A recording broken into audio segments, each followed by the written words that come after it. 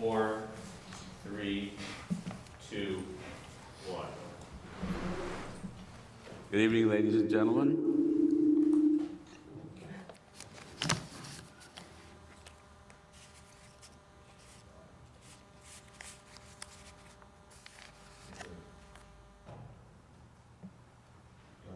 We'll try this over again. Good evening, ladies and gentlemen, and welcome to the Tuesday, January 10th meeting of the trustees of the Governor Stoughton Fund and the Milton Select Board.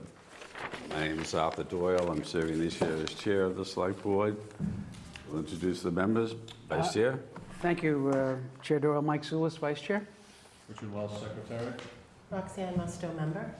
And member Bradley will be coming later. She's at an Affordable Housing Trust meeting that began at 5 o'clock this afternoon. Nicholas Milano, Town Administrator. And Mr. Freytag, Mr. Chair. Town Council. Thank you.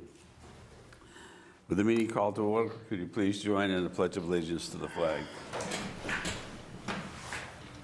I pledge allegiance to the flag of the United States of America and to the republic for which it stands, one nation, under God, indivisible, with liberty and justice for all. Thank you. This time on the agenda, we turn to public comment. And as is our tradition, we put aside 15 minutes for public comment, with each person speaking having up to 3 minutes. And I invite anybody who wishes to make public comment to come to the table and do so. Or raise their hand on the Zoom webinar. Correct. Do we have anyone? There are participants here. No one has raised their hand for public comment, however. Okay, thank you. So with no public comment, we will go to item number 4 on the agenda, which is the Governor Stoughton Trust of Financials. And we have two important responsibilities, at least two important responsibilities with the Governor Stoughton Trust. And again, for those who may not be familiar with the trust, the will of Governor Stoughton provided that the men then and now select board members serve as the trustees of the Governor Stoughton Trust. And we are meeting first in our capacity as trustees. At present, we have these two major responsibilities that I referenced. One is a fiduciary responsibility for the monies that were gained by the town with the sale of most of the property in the approximately 40-acre site for the Governor Stoughton bequest to the town of Milton. And the second is the remaining approximately 5 acres of land of which we have responsibility. Mr. Milano, would you like to bring us up to date on the financials that you shared earlier today with the chair? Sure. Treasurer McAuliffe and I spoke a couple times over the past couple days to get an update on the trust as it stands financially now, and also its investment portfolio. And this information was distributed to the select board.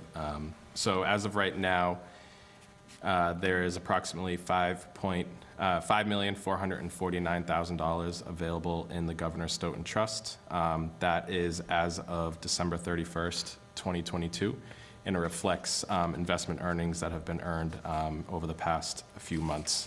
In terms of the trust portfolio and investments, all of the town's trust funds are invested together.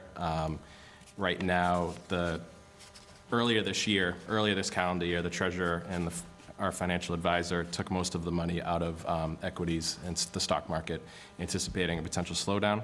So much of the investment is in fixed income, mostly treasury bonds, which are earning approximately 4% right now. So it's a steady investment that we hope to continue to accrue over the next several months as we adjust and see how the market goes. So based on the Governor Stoughton Trust's recent transfer to the Milton Resident Fund of $120,000. That leaves a balance of $5,449,000. And of that amount, $5,350,000 is the proceeds the town received through the transactions with Pulte Homes. which gives us a delta of about $100,000 of money available as expendable, as separate from that $5,350,000 that we have been characterizing as the endowment funds that cannot be spent. And we know with the uncertainties of the market that we probably should not go to the 100,000 approximately, but probably keep a threshold well below that as a safety margin. I have a question for Mr. Freitag, if I may. There was a question some time ago about the $350,000, which were the funds received from the drainage easement that was granted. And I was wondering if we had an answer to the question as to whether or not they stay with the principal as part of the sale of the land, or as if they are available to the trustees for their disposition in accordance with the will. Thank you, Mr. Chair. Kevin Freitag again from the Office of Town Council. It's my opinion that they should stay with the sale proceeds and be treated similarly. Good. Thank you, Mr. Freitag. That's a very important I agree. matter. Just a point of, is that included in the 5.4? Correct, yep. So if that's true, if it's 5.4, and how much was these with 300,000? Here we go. Yeah, okay, so. I did a little So that's all calculation. you have available Right. right now. And That's approximately $100,000. That's after that- the 120,000 that you just moved, okay. Yes, that's correct. I wasn't here, but did, I don't know who came in, either Noreen or Susan, did they indicate coming back, a timeframe when they might need to come back again? Not that I recall. This leads us on the financial side to taking a look at a future meeting, and we have purposely, by the way, set aside this meeting to deal explicitly with the Governor Stoughton trustees' responsibilities first. It's been the pattern for the Governor Stoughton Trust Fund meetings to occur following the Select Board meetings, and we need to take a look at periodically spending a considerable amount of time as the trustees. Welcome, Bradley. You mentioned that you would be joining us. Yeah, a little late. Yeah, you're Had here. to feed my kids. Single mom. So we might look to the future at ways of discerning what we might want to have as an investment philosophy, a program, apart from the other funds that are managed by the town of Milton. We might want to see whether or not there is a percentage of the earnings annually that might go back into the principals, as is done with some funds, because we know that over time that their value diminishes unless there is an infusion of additional resources into them.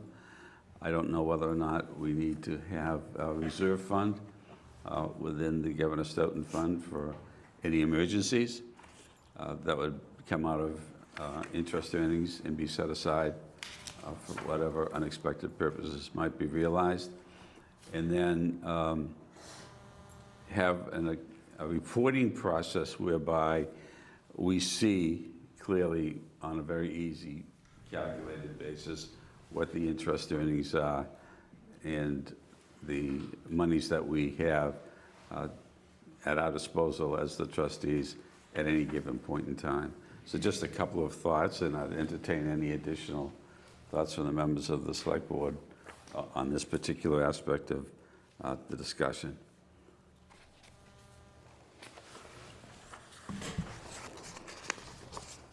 Anybody? Go ahead, I'm thinking. All right, well, thank you, Mr. Chair. I have a couple of thoughts. One is, I don't believe, well, we're governed by the, I believe, and town council can correct us, we're governed, I believe, by the court decision that was made at the time of the Pulte sale, directing the town to use the funds in a certain way.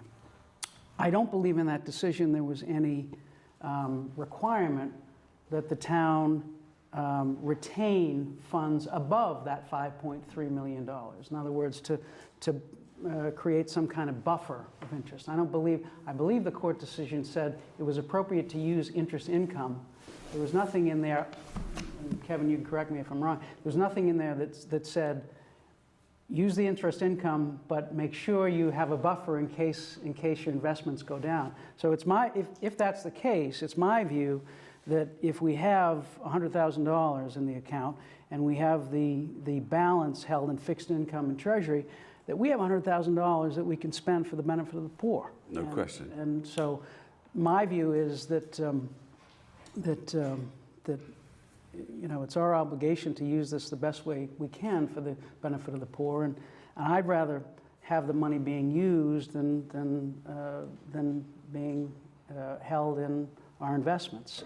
I recognize the importance of keeping the corpus intact for a long period of time, but I think my interest is to try to use it as much as possible. And then one more thing, and that is, I actually would like to use the corpus in order for the benefit of the poor, and so I think we should think whether we want to go back to the court to see if we can get some relief for certain projects for not using the $5.3 million.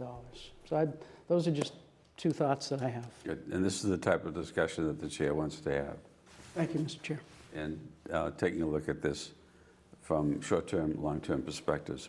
Mr. Wells, you recognized. So I'm just thinking, I agree with Mike on the 100, but if we spent that 100, that would leave us nothing in case an emergency came up, right? So I think before I agree with that, maybe we should, especially for the two primary benefactors that have been, as long as I can remember, which are the Milton Residence Fund and the Milton Food Pantry. We should try to keep some. I'd hate to have them come here and say, oh, we have to wait till that's my only. That's a good point. That's a good point. I wouldn't want to. I don't think anyone should do that on a personal end. I wouldn't want to spend the whole 100. How long did it take to get the 100,000 100,000. in the interest? That's what we're talking It about. It should How long generate does it about take? 200 a year, shouldn't it? Like at 12%, is it like should be about 216, 215 a year, or 4% at 5.5. So by next year, we'll have more than that. Yeah, but you still want to have something. So to that point, maybe I'd be comfortable with spending 75 and now holding 25, and then maybe setting, we get the other two, maybe trying to keep 100. Just, you know what I mean? Like, look at what COVID, like just COVID alone, I mean, both food insecurity and all the other things that go along with Milton Residence Fund suddenly went from being substantial in that they are to critical. Yep. And I'd hate for them, and I'm sure that if either Susan or Noreen were here, or any of their predecessors, they'd probably say yes. But, so I'd be good with.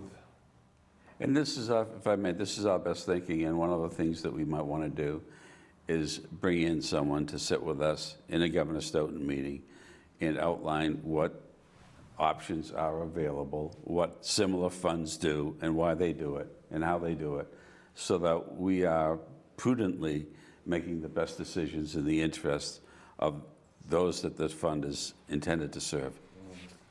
So all of these are good points, and if we can have some outside eyes come in and have a conversation with us, maybe at the next meeting of the Governor Stoughton Fund, we might be able to come up with some. Well, Roxanne and I might have some comments on this at this time first before we go. No, I'm not leaving. I'm not leaving. Okay, no, you go ahead. You were In here terms of first. policy practice. Roxanne? I would say that I think it's prudent to have a small amount, spend some, but keep a small amount. We don't know what will happen in the next few months with regards to weather, food situations, people losing jobs, or the economy. I mean, every day you turn on the TV, there are places that are closing, things like that, and the costs are high. So we certainly want to make sure we have something that we help people absolutely that need it, and we have some kind of a buffer. I'm not quite sure what number we want for that buffer, but I think we should think about that. And we also have to think about market volatility. Right. Yeah, well, the one thing that we do know is that when we first received this, I don't know if that was, were you here that? Were you here when we got the, it was Katie, David, and I when it came in. And I suggested, the one benefit of having my life is, 25 years sitting on a foundation very similar, is very proactive.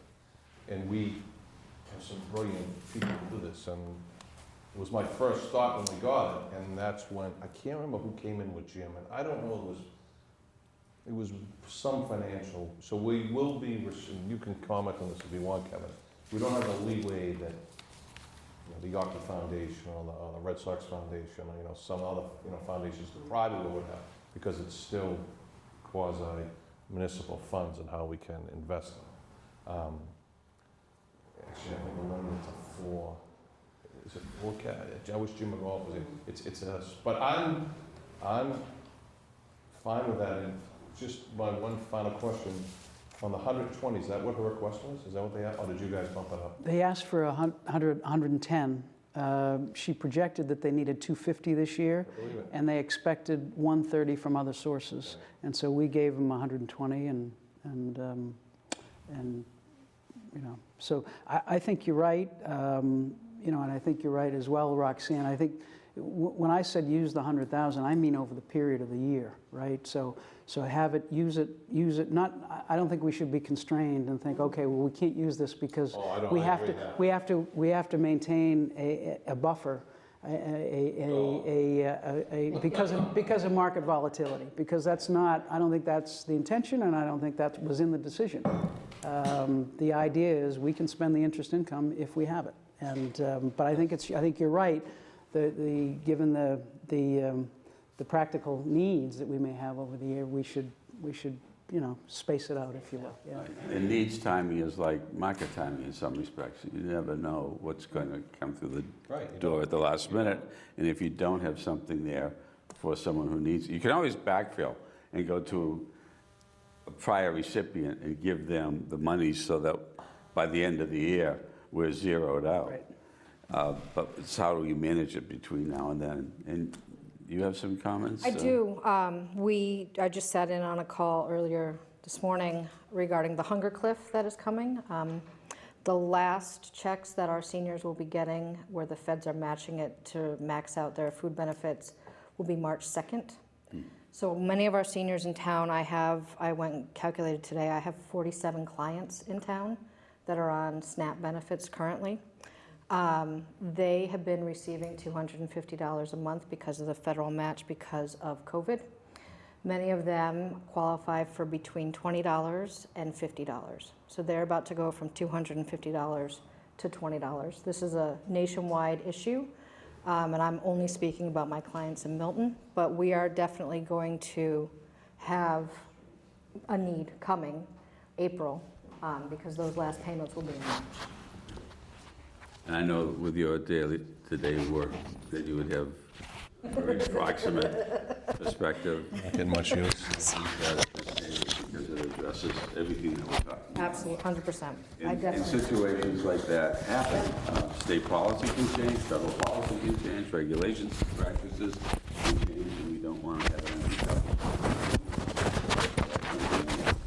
And I would just yes, add on Roxanne. to Ms. Bradley's point, a lot of times the seniors have to choose between food and medicine. That's right. So, that is really a valid concern.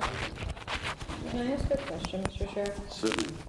The 5.2 million, 5.3, Yep. that's in perpetuity, that it just has to sit there? Yes.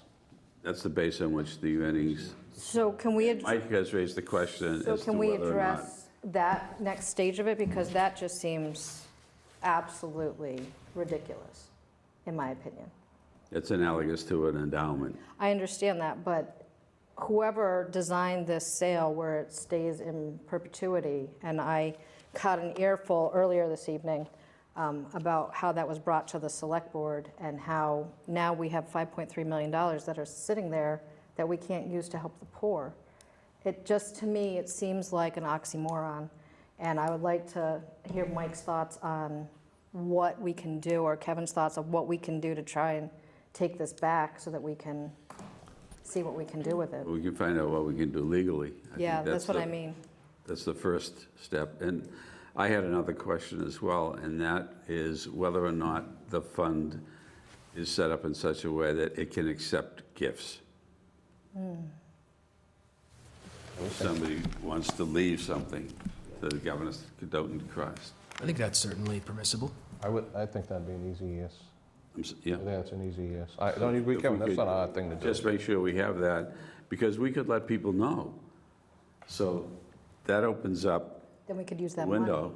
Exactly. Yep. And most good funds do allow for gifts, and there are people who would leave Their a gift of homes. one form or another.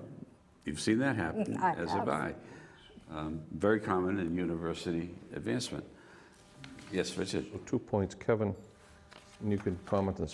First off, is Governor Stoughton, if my memory is correct, Governor Stoughton, unlike ARPA, where we could have business, people were allowed to apply, is Governor Stoughton similar to another non-profit 501c3 where they can only give to another 501, hence like Milton Food Pantry, Milton Residence Fund, or another political subdivision? I don't remember ever the Governor Stoughton giving to an individual. So I think the only restrictions that you need to be worried about as trustees of the trust are the ones that are in the will, and the term of art in the will is for the poor, the benefit of the poor of the town of Milton. Although I don't know of any instances where it was given, amounts were given to a specific person, I think that you could make a pretty good argument that you might be permitted to do something like that. If it's, if the language is sort of more broadly worded, though, so I think that that kind of reflects the way that the trust has been run thus far, and donations have been made up to this point, and not as opposed to just a specific individual. They've sort of been made to in a more general way. The second point is, I believe on the sale, wasn't it town council, Pulte council, and the AG? Didn't the AG weigh in on that as well? Yes, there. That Well, I'm not sure if We had to it- take the highest bid, is what they said. No, From no, the AG's office. no, they weighed in on, they didn't say, no, the select board voted the bid. I was there, I was in the room. But I do believe that in that final, the language that Mike refers to, that all three entities weighed in on that. Town council representing the trust. I can't remember who, I know the name, who Pulte's council was, and I thought the AG was involved in that as well. I'm not sure what, if any, level of involvement Pulte's council had in it. The town petitioned the court in a probate proceeding, and I think actually either brought suit against or brought suit with the Attorney General's office in order to get some relief from the terms of the trust, specifically to be able to sell the land. Pulte wasn't a party to those pleadings.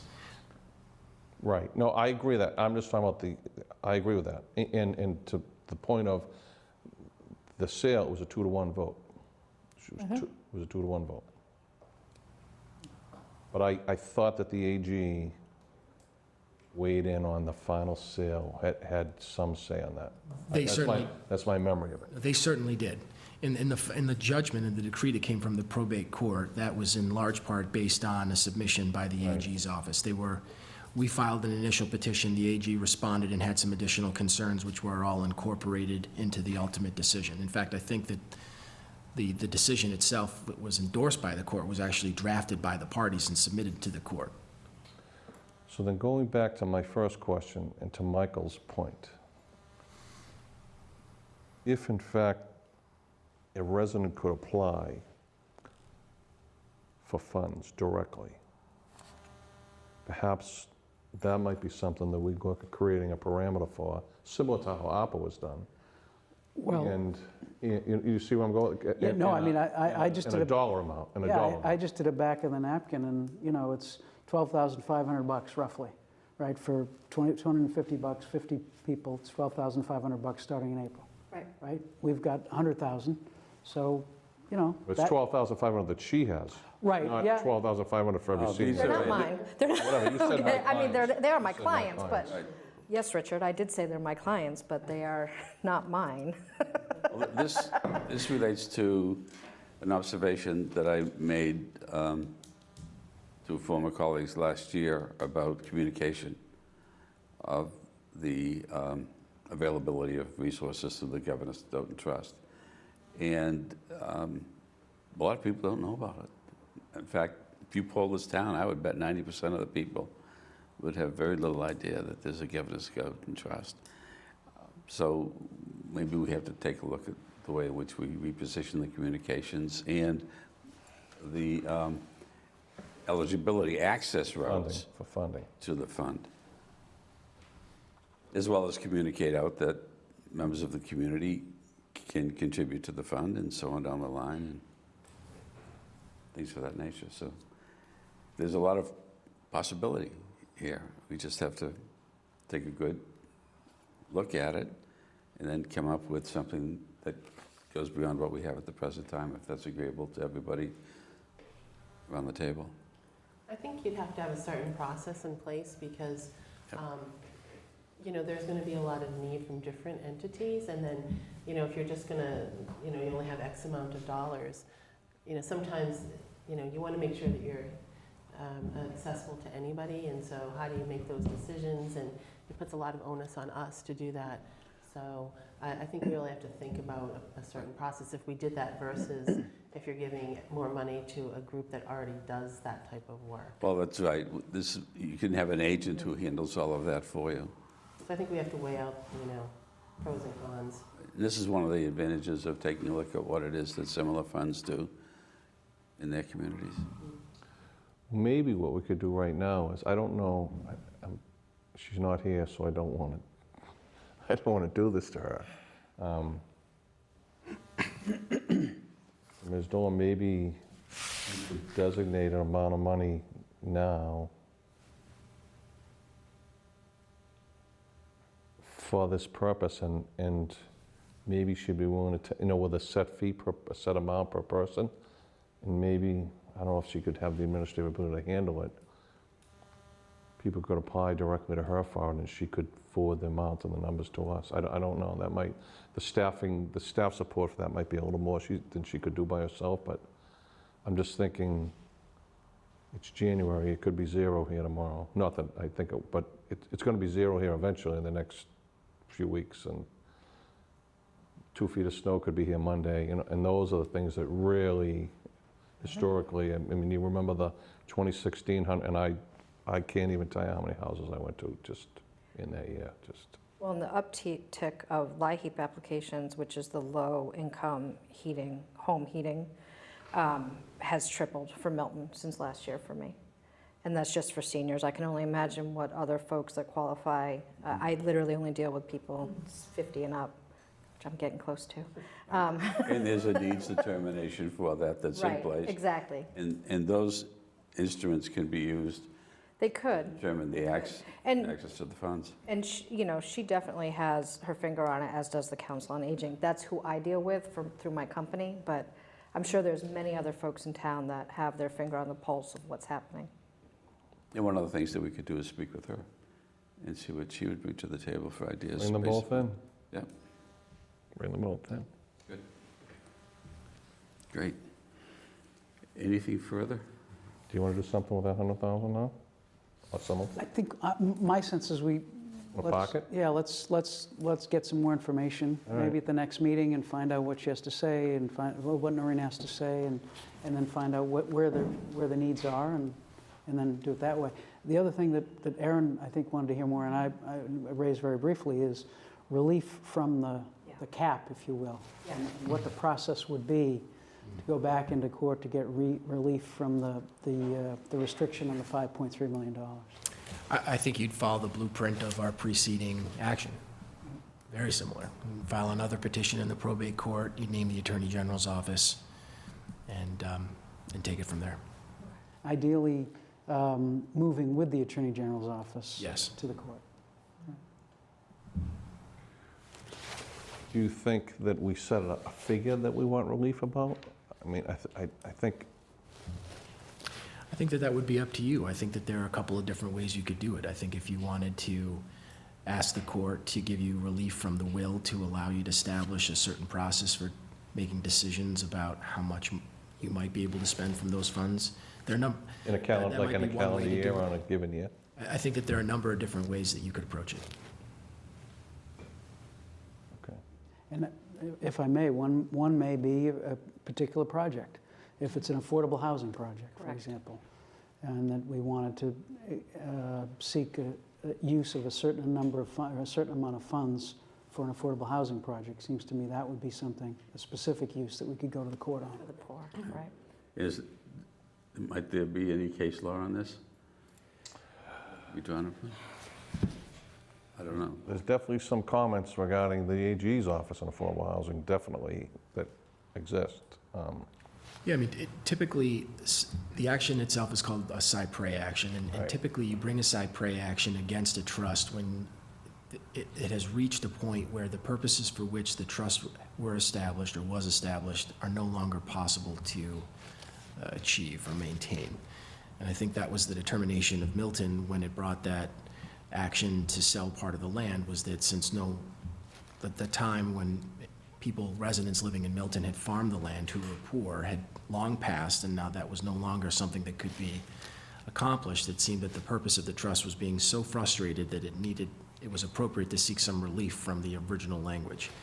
And if you found yourself in a position, again, where you thought you could make an argument that the purpose for which the trust was established was currently frustrated to the point where it was equitable to seek some relief from court, then I think that's exactly when you would bring an action to seek that relief. And for what purposes?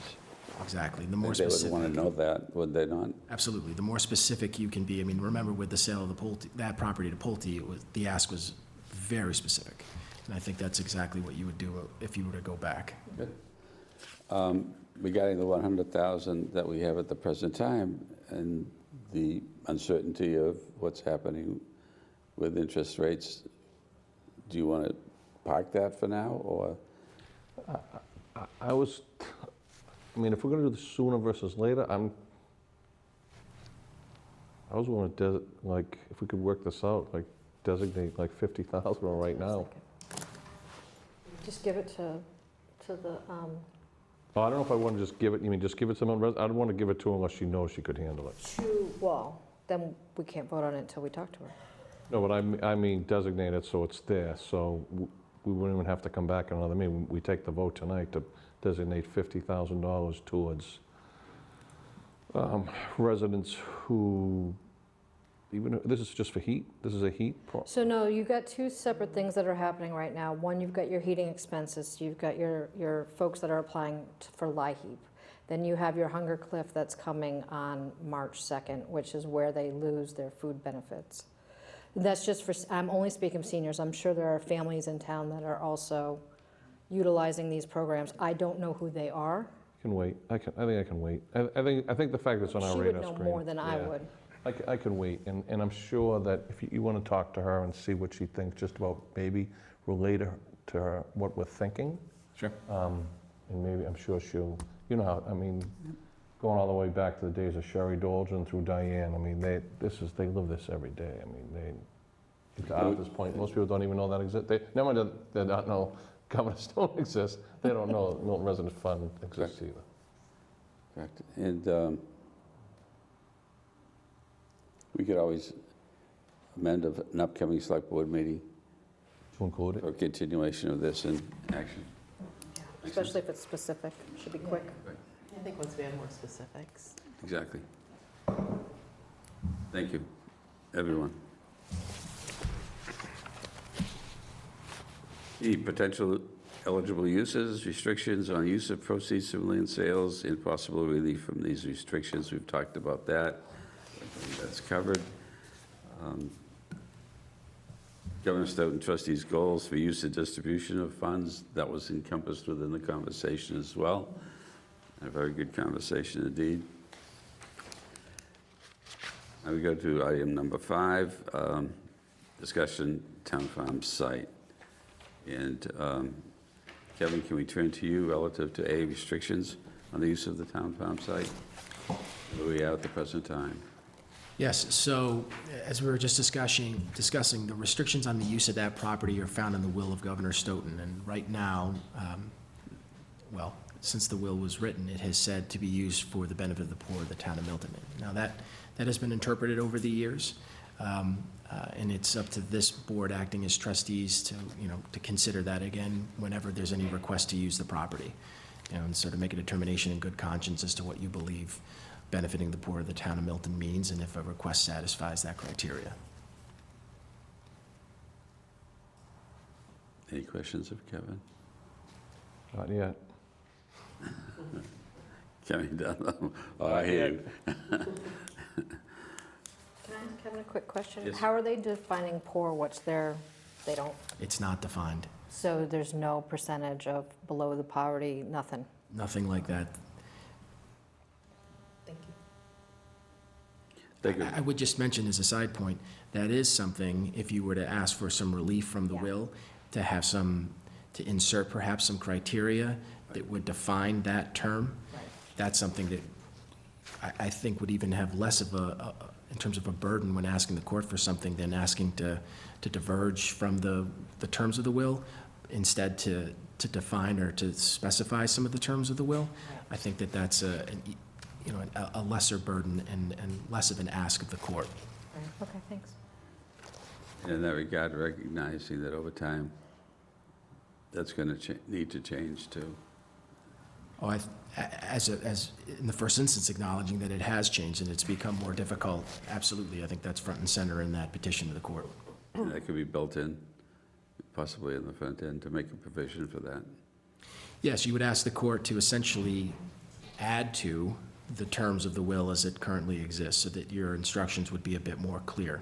And in order to carry out your duties as trustees, you're seeking some guidance from the court relating to this term. And that happens pretty regularly, where you have antiquated trust language that trustees need to seek guidance from the court on understanding, and courts will provide them some guidance on how to pursue and to carry out those terms. Are we in agreement that that would be well worth pursuing? I would like to see that. I mean, I know DTA has definitions for poor and there's other state statutes that actually define the poor, so I'm sure that the courts could also utilize that to take and figure out what we should do.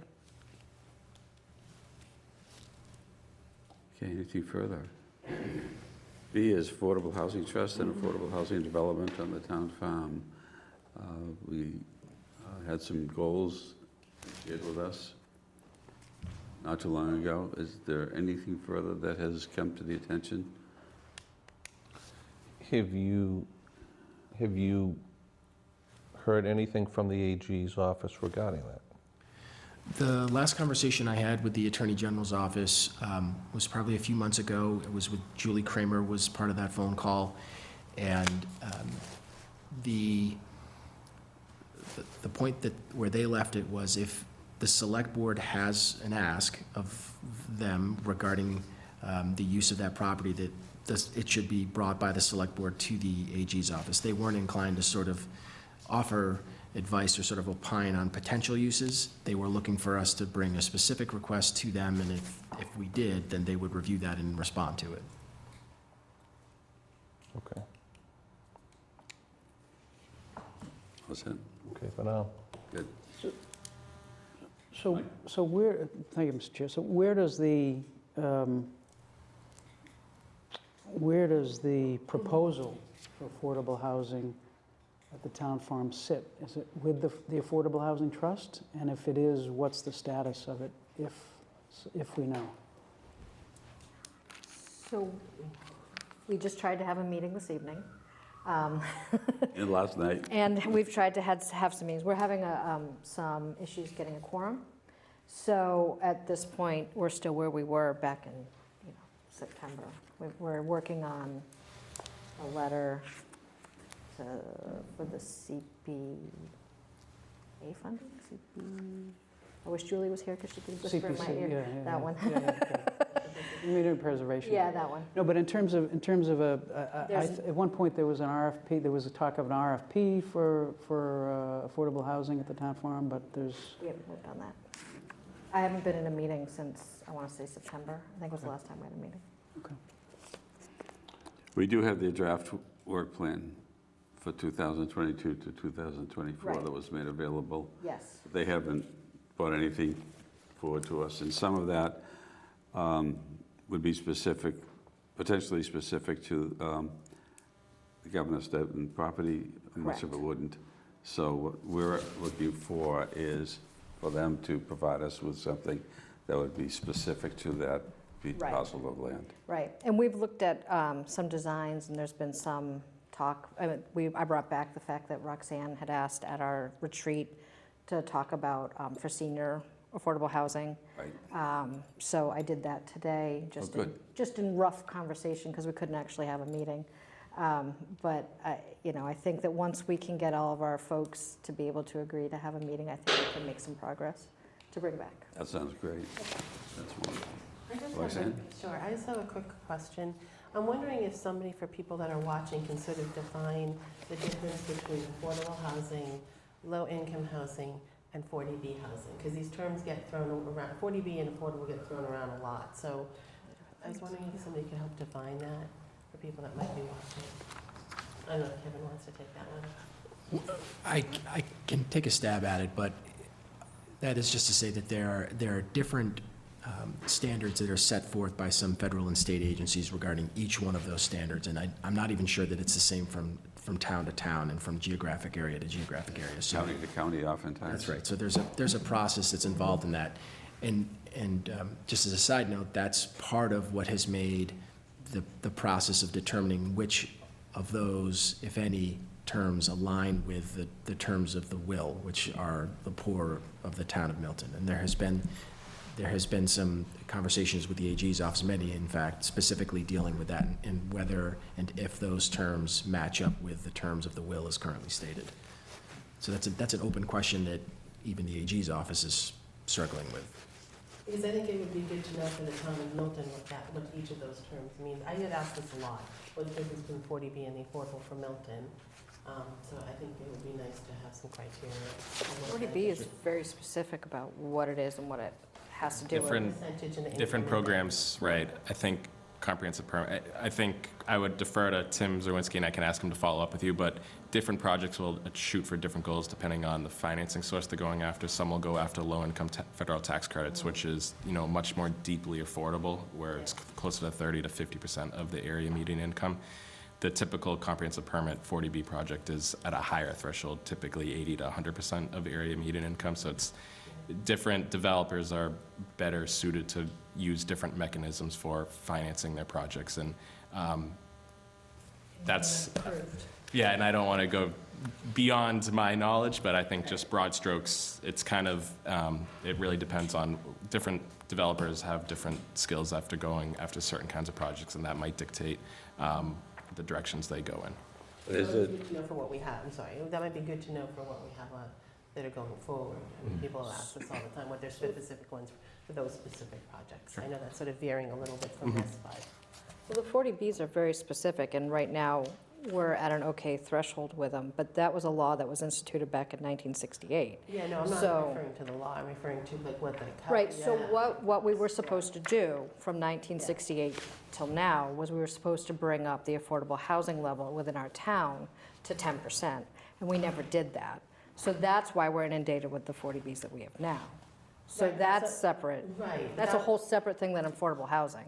Right, but that's, I guess my question is, when you're looking at guidelines as to the percentage, the medium, the income that people need to live in these particular entities, that's my question more. The 300% or the one. Yeah, so for the okay. ones in Milton, for the affordable ones, what are those percentages? We can- If we do affordable housing, what are the percentages? That's what I'm asking. We can get that information on the ones that we have done, and then I think in terms of whatever would move forward as a potential project here, the town would be trying to set what its goals are in the RFP and asking developers if they're able to achieve Yep. the town's affordability goals that it's setting out in its RFP. So that's where the town would have some control to set those parameters at the beginning. Right, okay, thank you. Roxanne, going back to the discussion at the retreat, is your primary clarification the distinction between low-income housing and affordable housing? It's between all three entities. They're like three different buckets, so I want to have an idea of the ones that we've approved, what the, the median Yep. is for that, for affordability if we do that, and for low income if we end up doing low income. And there are formulas. I don't think From any, Milton. I don't think any of the projects before us now have done anything to try and lower that, I don't think any of them have. I don't The think so. Falcone project, not the Tamposi projects, none of them, I don't believe so. Not that I've heard of. And I think there's two going on, isn't there a lottery going on like shortly for Hendry's, Yes. right? How many units? I don't have that off the top of my head. Single numbers, it's not. I was gonna say it's three. Single numbers, yeah, it's single Three or numbers. four, It's similar to what was across the street, that 36 was 2. Part of the reason why I asked the question that I did was very early on in some of the 40B discussions, it was quite clear that people didn't understand, A, that affordable housing and low-income housing were not the same thing. No, they're definitely not. Right. And then secondly, what the distinction is, right, between the two. Yeah, and I think that's helpful for people watching this to understand what the differences are. That's all. Absolutely. Yeah. And for us as well. I believe we only have one low-income facility, and that's Miller Ave, is the only low-income in this town. Anything further? Okay, C, Shelter Progress Report in sight. Is Tim going to join us for? a So couple of minutes, he is or- still on the sign review committee's meeting. Okay. That was 5 minutes ago. He said we're wrapping up shortly. I did want to note, Mr. Chair, that Therese Desmond, Julie Kramer, and Tom Callahan are in the attendee pool. They did raise their hands. I didn't know if you wanted to acknowledge them at any point, but I just wanted Why to mention why that don't to we you. do so? Do that now, Yeah. in that order. So I'll start with the order that they raised their And hand. Richard, You want to let them speak first? we promised that they would, so. Okay. No, I'm saying you had 2 guests. Yeah, so we have 2 guests, I think they were going to speak first. I thought that, We said that, so your guests would speak and then the others. So I have James Pizer, and does that sound right? no, be Susan. Susan Phillips and Mindy Dabolo. I left a voicemail message. I saw them up there when you were first in the...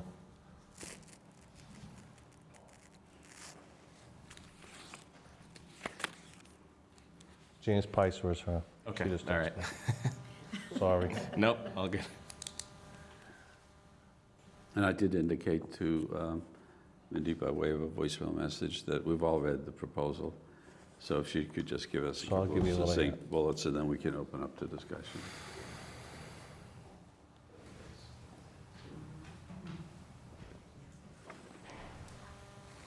So I see Susan.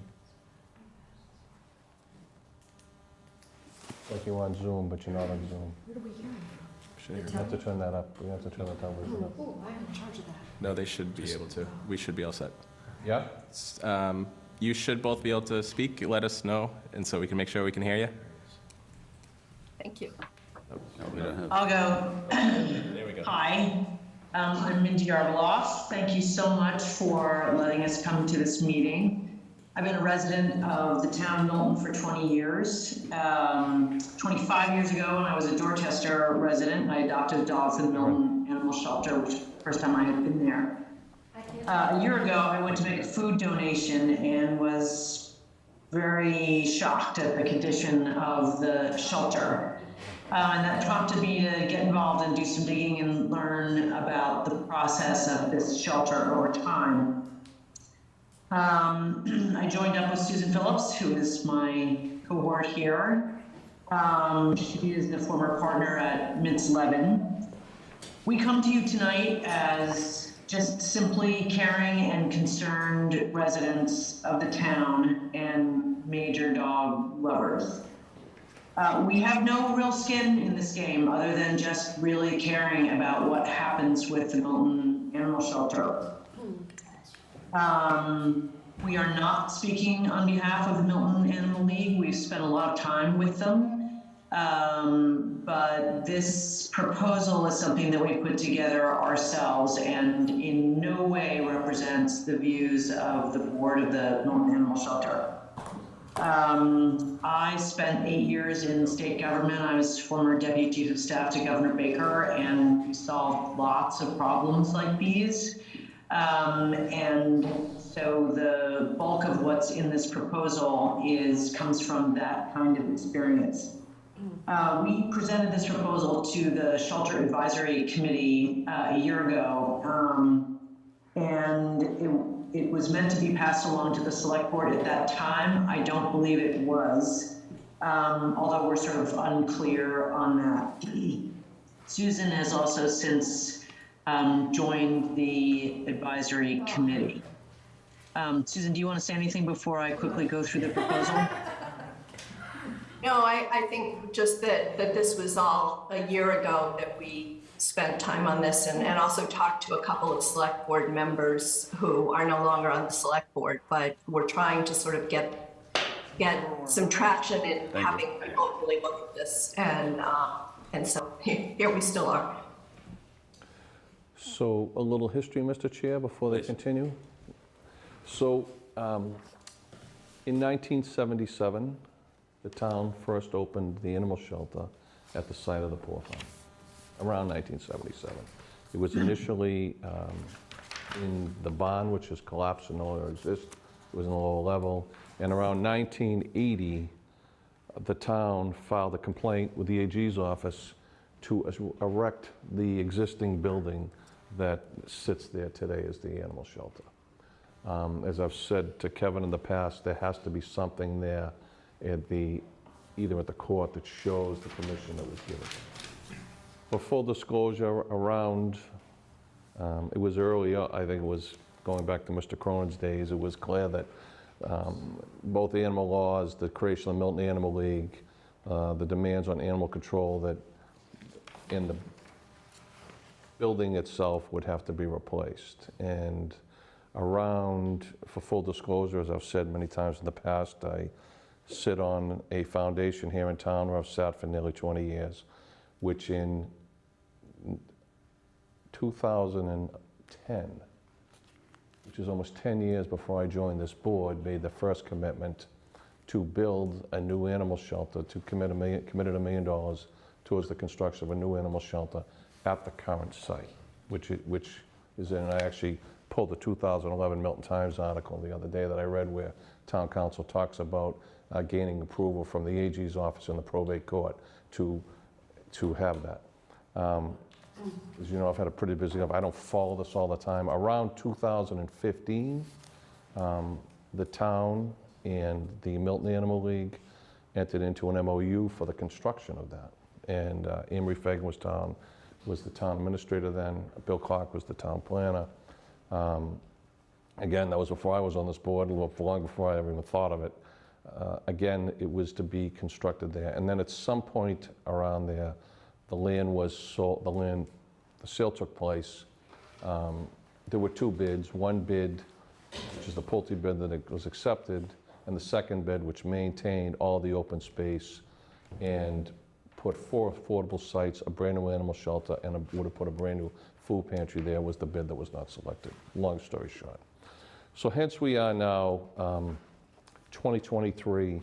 The commitment of the board that I sit on has been asked us up to $2.5 million now. As we know, the low bid came in a few months ago at $5 million with a high bid of $7 million. And here we are, not even close to having a shovel on the ground, and I get the frustration of our longtime serving animal control officer and how hard she works. And I also understand, and I've said this to all of you, if none of you have been there, I truly suggest you go and visit that facility because it's not fit for any person to work in it. So a short time ago, Mindy called me. I knew Mindy from a project. I had no idea she was involved in this. She had no idea of my involvement as a donor, and she advised me of the proposal that she is going to give tonight to build, which was initially intended to build the site there.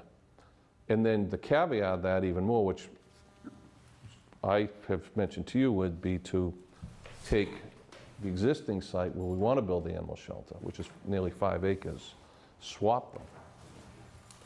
Donate the land, donate a piece of that land at Governor Stoughton to building a new shelter on the existing site, an acre of it, develop the other remaining 3 buildings there as affordable units, and then take this site, which we know is already going to have one affordable project built on that, has access and a road, and shape and build a low-income or affordable site there. Let the town lead on that. So they will propose to, because from what I can see, and if there's anyone who can disagree with me, as long as we stay in this, I do not see this as a town project getting done. year at $5 million, and I don't see it. If someone can prove me wrong, they haven't done it yet. So with that, that's the history of this and how we got to where we're at tonight. Did we get that presentation? It was sent to Nick today. That's why. Sent to Nick today. It's a Just the Word doc. It's just a Word document, yep. Okay, thank you. I went looking for it. I believe that what Nick has is coming up on the screen. You gonna put up on the screen? One would, Sorry, that's it, Mr. Chair, if you want to yield back to me.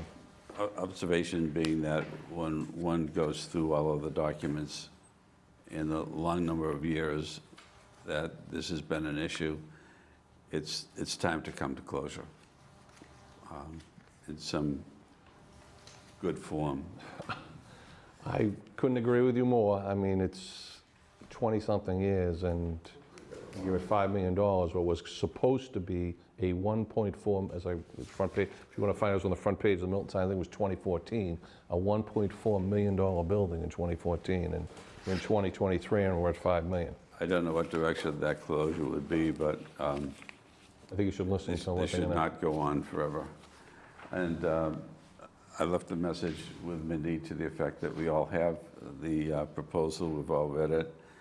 If you had some high points, bullet points that you wanted to make, and then we could have a discussion around that, please. I suppose I would ask if anyone has any questions about it.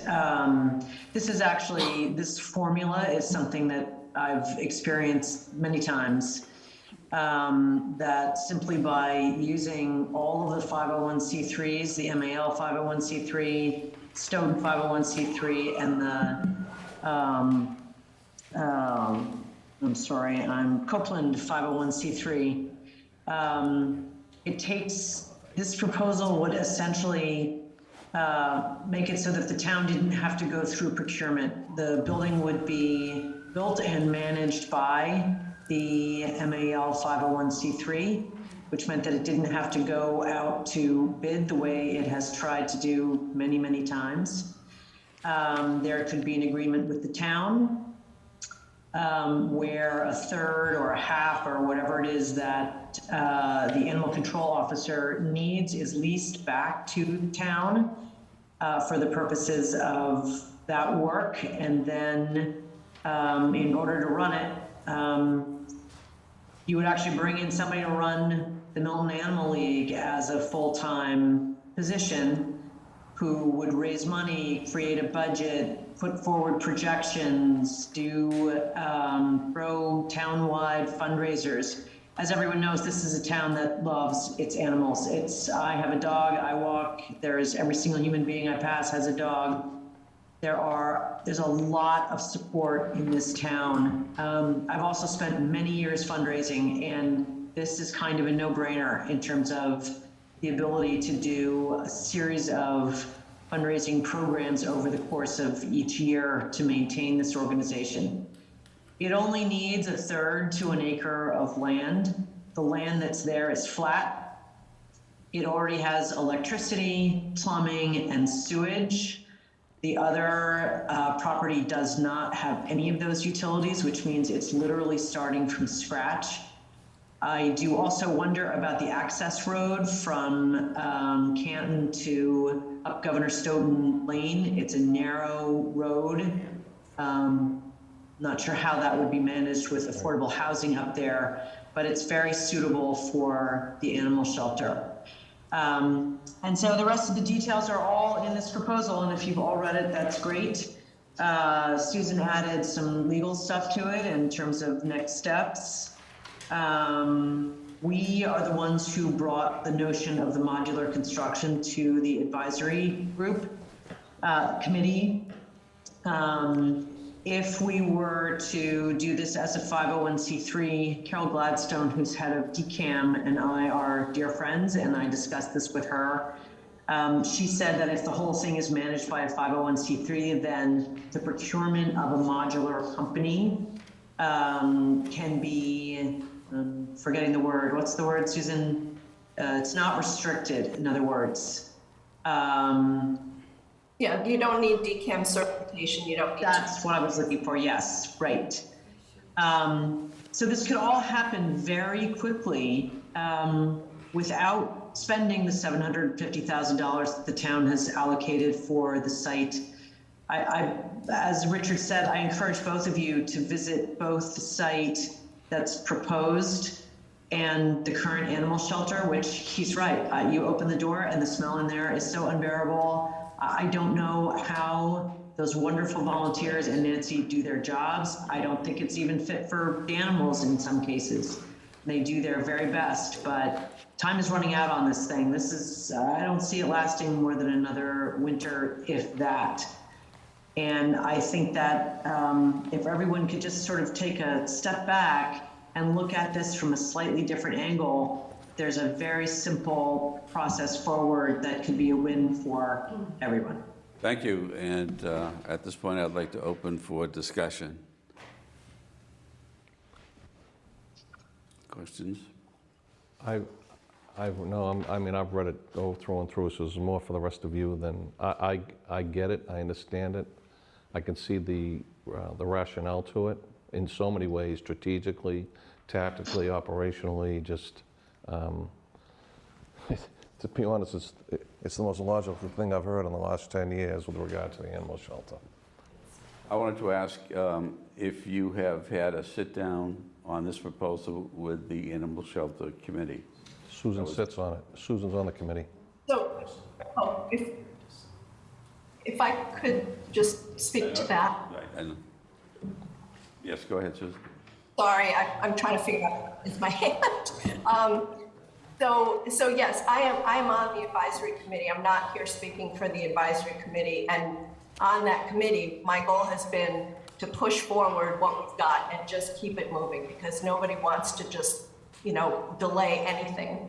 But what I was told by various people on the advisory committee is that, this proposal was a no-go for me, because they say the select board and the trustees, of course, because it's the trustees' land, but because the advisory committee was given a mandate to go find a site and not the current site, something else, that until the advisory committee was directed otherwise, they are having to pursue, what they've got in the hopper right now, which I think is, as Richard said, how that's going to come in at an affordable price and be done in the time that we're hoping it will be is not a sure thing. So I think the advisory committee, as I was told by members of the advisory committee, has its hands tied and isn't going to consider anything until they're directed to do that by the select board.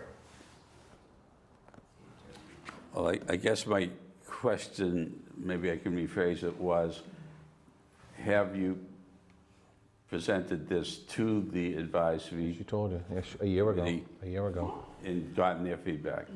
So Yeah. that's, okay, thank you. And what was their feedback? And, go You ahead. just said it.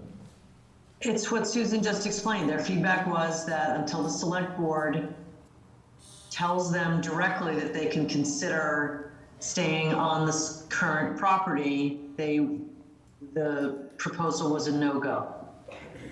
They want to continue marching down the same road that they're marching They down. don't, it's not that they want to, Richard, it's that they're saying that that was their direction from the select board. So, Mr. Milano, maybe we can go to those people who wish to speak. Sure. Patrice Desmond, Currently, Alyssa Cook from MAL has raised her hand, so I'll bring her. She's the president, Mr. Chair. good, thank you.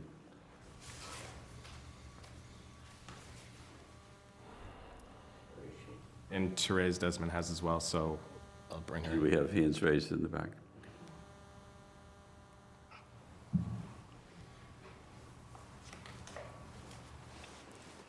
Can you guys hear me okay? Yes.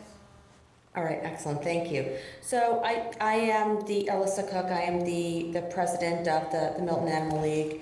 And I did want to, thank you, Mindy and Susan for bringing this forward. I think there are two topics that were covered in this proposal. One is the site location, And in March of 2022, I sent a letter to the Board of Selectmen asking, as the committee continues to move forward in the, kind of in the remit that we've been given, the direction that we've been given for the location, the site design, and the process that we've been going through, asking the board to keep open the door that the current site could potentially be used, if something fell through or if something changed.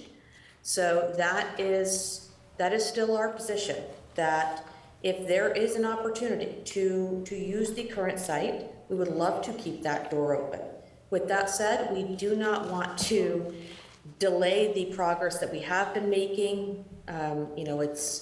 It would be very disheartening to have to start this process again, and I don't know how we do that. So, we want to also ensure that, we're continuing. It takes a long time to turn the tanker here. So, we've finally, I think, gotten some progress here on, the direction that we're going in with the current site. But if there is an opportunity to look at and to keep the door open to the current site, we would absolutely be open to that. And I speak from the league perspective. I sit on the committee as well, as Susan does, and I don't speak from the committee perspective on that, but I think that from a league perspective, we definitely would be open to that. The other piece of it is, the execution of the project. So like I said, there's kind of two facets to this. The execution of the project as a private, 501c3 nonprofit, and not having town involvement in the construction. There is great concern from the league perspective to be able to execute this project and have it be successful if we were to divorce the town from the project. We are a very small number of volunteers. We run from a 501c3 purely in an operational capacity, ensuring that the animals are cared for, fed, and we rely heavily on, because of that, the town's involvement in a lot of the day-to-day operational aspects of the building.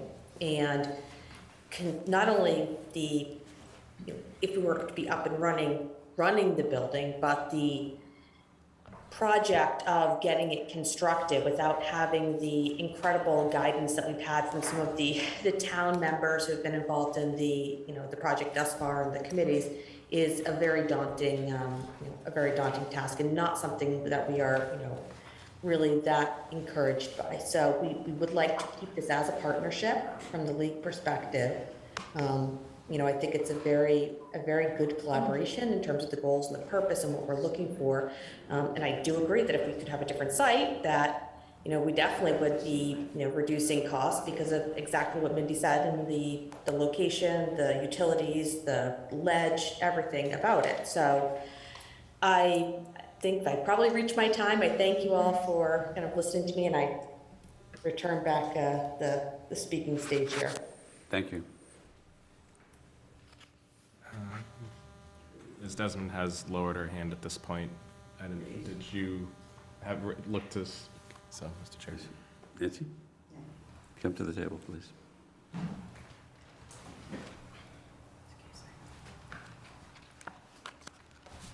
Good evening, everyone. Nancy Bersani, Milton Animal Control. The concerns that Alyssa brought up are real, especially on the running of the facility. Right now, it's a municipal animal shelter run by Animal Control Police Chief. Richard was that person years ago, and that's how it is registered in the state.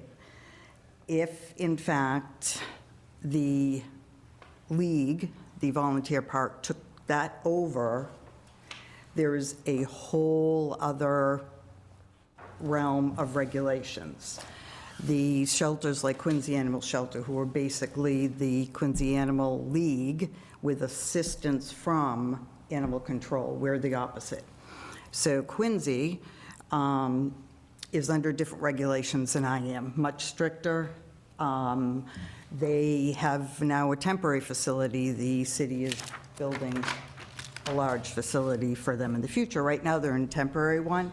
They were inspected by the Department of Agriculture and had to redo all of their plans. Even though they've already put $1 million into the temporary facility, you have to have certain things that I don't. If I build if a modular shelter is built, we have an isolation room for the animals coming in. I'm fine with that.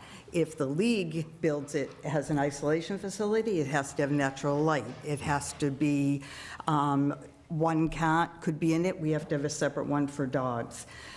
It's the money that would have to be put in to a facility like that is astronomical. And to me, not feasible.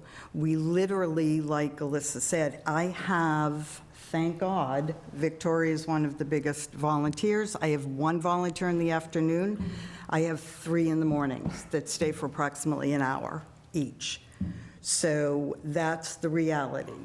So you're asking 5 people to run a brand-new building, even if somewhere, somehow, somebody gets money enough to have a manager, you're still putting all of that. And as you can see, with Victoria, myself, and the people, we're all 60 and older. So, and we do it, we get it done. But I think that the reality of the shelter is different from people's perception of this huge group of supporters. People love their animals. We all have animals. Richard has a fabulous shepherd who actually likes me, so it's really nice. But people love animals. We have fantastic supporters who give donations. We don't have people. I've asked, I don't know how many times, for people to do fundraising, help us. I don't have time for this. We don't have that. So I just want to make sure everyone realizes the importance of the town staying in it and keeping it a municipal facility. Otherwise, I don't think it'll get done because of the restrictions of the state and the Department of Agriculture. You're switching to an entirely different facility thing, the way it's run, the way it has to be run, the way it has to be built. We've always wanted to stay where we are. We've said that from the beginning. No one wants to leave, but the AG's office has been approached. I know it's a new AG. Maybe it's changed. But at least 3 times over the years, and an animal shelter does not benefit the poor. That was the bottom line. So unless the wording of the will or something gets changed, even with the land swap, my question is, I think that's a story, though. I can't find anything that says that. 3 people from the committees over the years and the select board, this started in 2004. I know. 2004, Jimmy Mullen said, yes, you can go ahead and, So 2 points, Mr. Chair, so, before you leave. yeah, so I don't know, but I mean, I remember being in meetings where people have come back and said, yes, the AG said the will states it has to benefit the poor. We even wrote up a thing saying we have school children come to help us, we have the public, we do this, and we were rejected. That doesn't benefit the poor. So we would have to jump that hurdle. And yes, you want to go for it and go ask and see if that's doable, fantastic. But like Alyssa said, we're going out to bid in a month. We don't want to stop this process, and that's what the committee is saying. As Susan said they can't switch. At this point, after 20 years, we don't want to stop and start again. We'd have to get neighbor approval again, which we fought for in the where we're up off the dump road. That was very difficult to get. Not sure the Pulte complex people are going to say, because I've had some of them come down and say, I thought you were moving. We were told when we bought you were moving.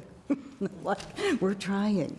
So it just, we'd like someone to keep trying, yes, but nobody wants to stop until we get an absolute no on the bids or something. That's basically where we're at. Sorry, go ahead. 2 points? 2 points. Bad news is 2 things. A, you have the former deputy chief to the governor is an advocate for you now. That's probably one of the best things that's happened that I can think of. And number 2, the bigger issue, which I've said this several times, is you're $5 million, and you don't have $5 million. And the reason that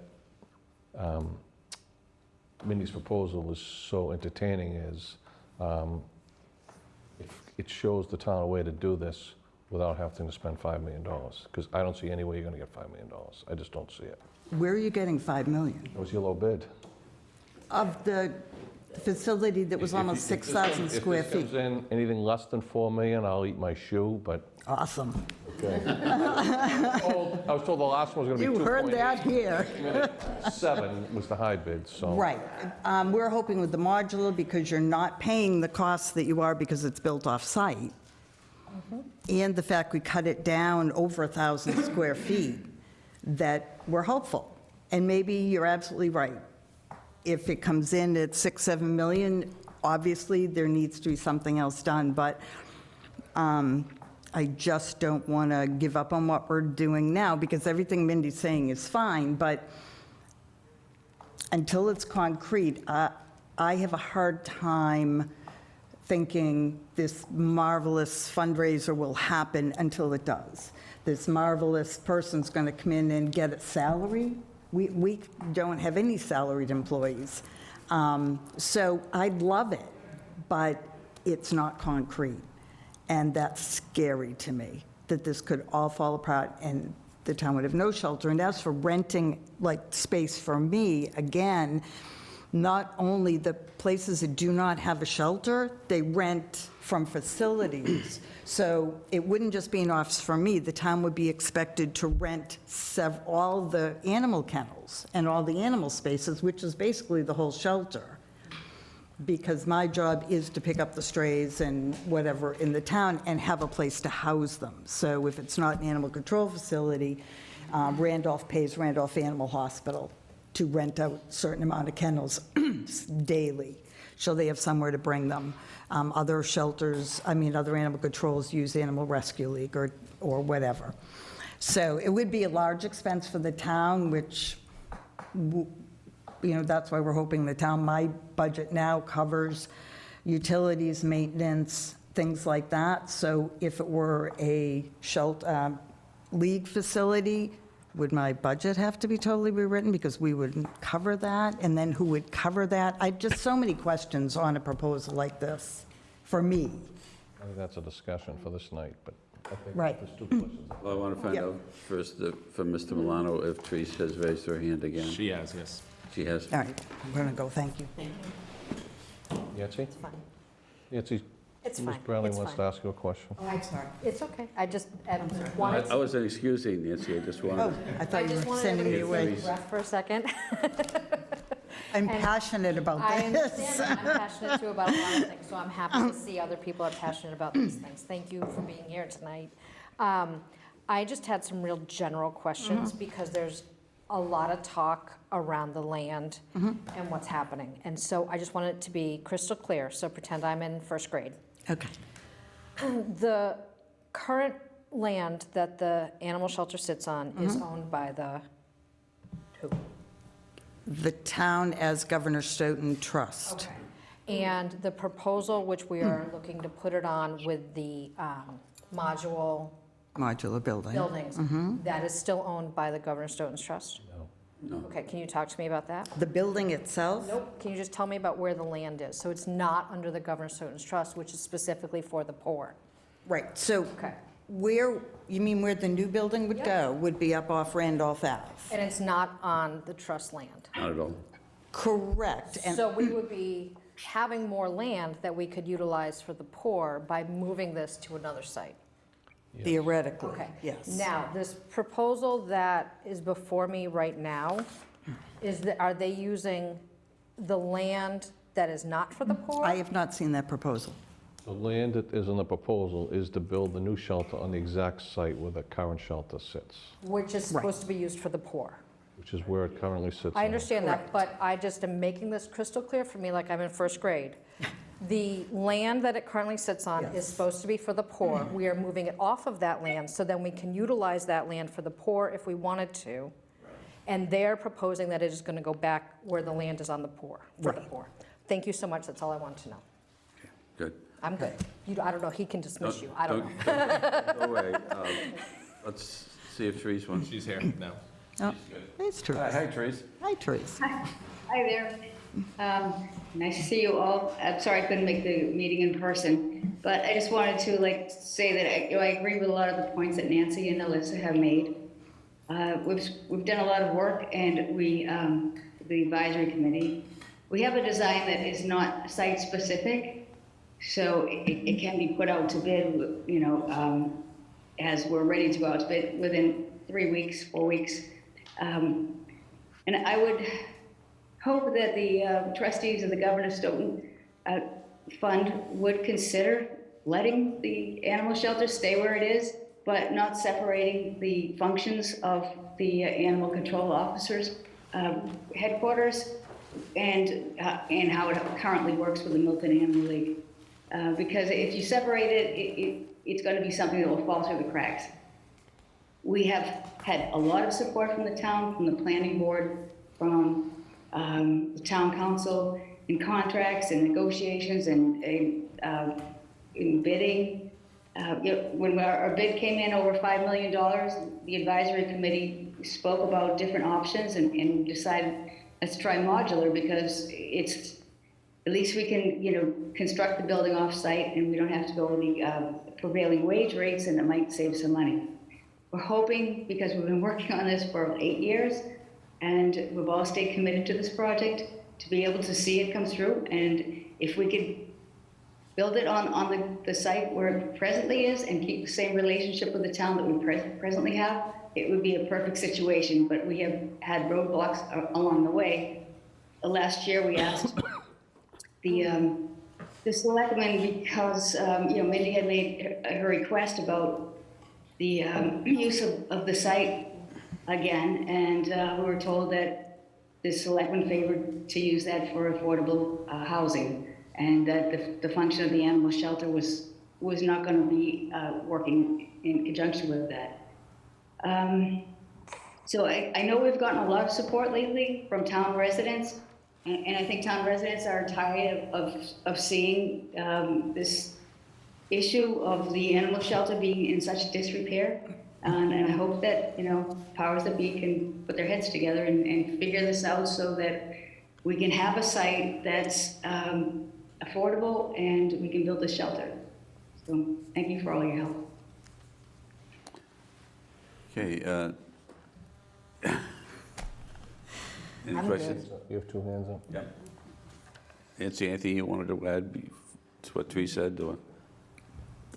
No, I think we're pretty much all in agreement. We'd love to have it stay as a municipal animal control facility, and if we can jump those hurdles with the AG's office, excuse me, because I had sent that email with the history that I had researched and found, and the shelter was never, no one ever approached the state to put the current shelter there, and it was actually built to be able to be moved. It was built as a temporary building that would be able to be picked up and moved off the site if necessary. I don't know how, but that's what the history, we have the books at the shelter that say that was the intent, was it was a temporary building in 1980. And then they added onto it two different, the side and the back were, it was added on over the years. So I think that's why when we were told in 2004 that, yes, we could go ahead and renovate, someone had the wherewithal to say, it's part of the trust, we have to go to the AG, and the AG's office said they had no idea that building was there, and so then that opened up a whole can of worms, and that's when everything started, and we started looking at other sites that just ended up not working. And this was the eventual site that seemed to be one that we could work with, especially once the $700,000 was approved. That was absolutely amazing, because that was a big part of the bids that came in, was because the land is so bad to build on. But the $700,000 was right in there for the amount that was in the bids, once it was broken down, to be able to level that piece of land to be able to put a building on. Just to add a couple of pieces of information, the 1972 town report reads in part, the kennel facility is nearing completion. That's That's the original, that's in the bond. Yeah, That's right. That's in the bond. That's 50 years ago. yeah, That's that the was bond. the lower portion of the barn. The first floor of the bond, But that's the first yes.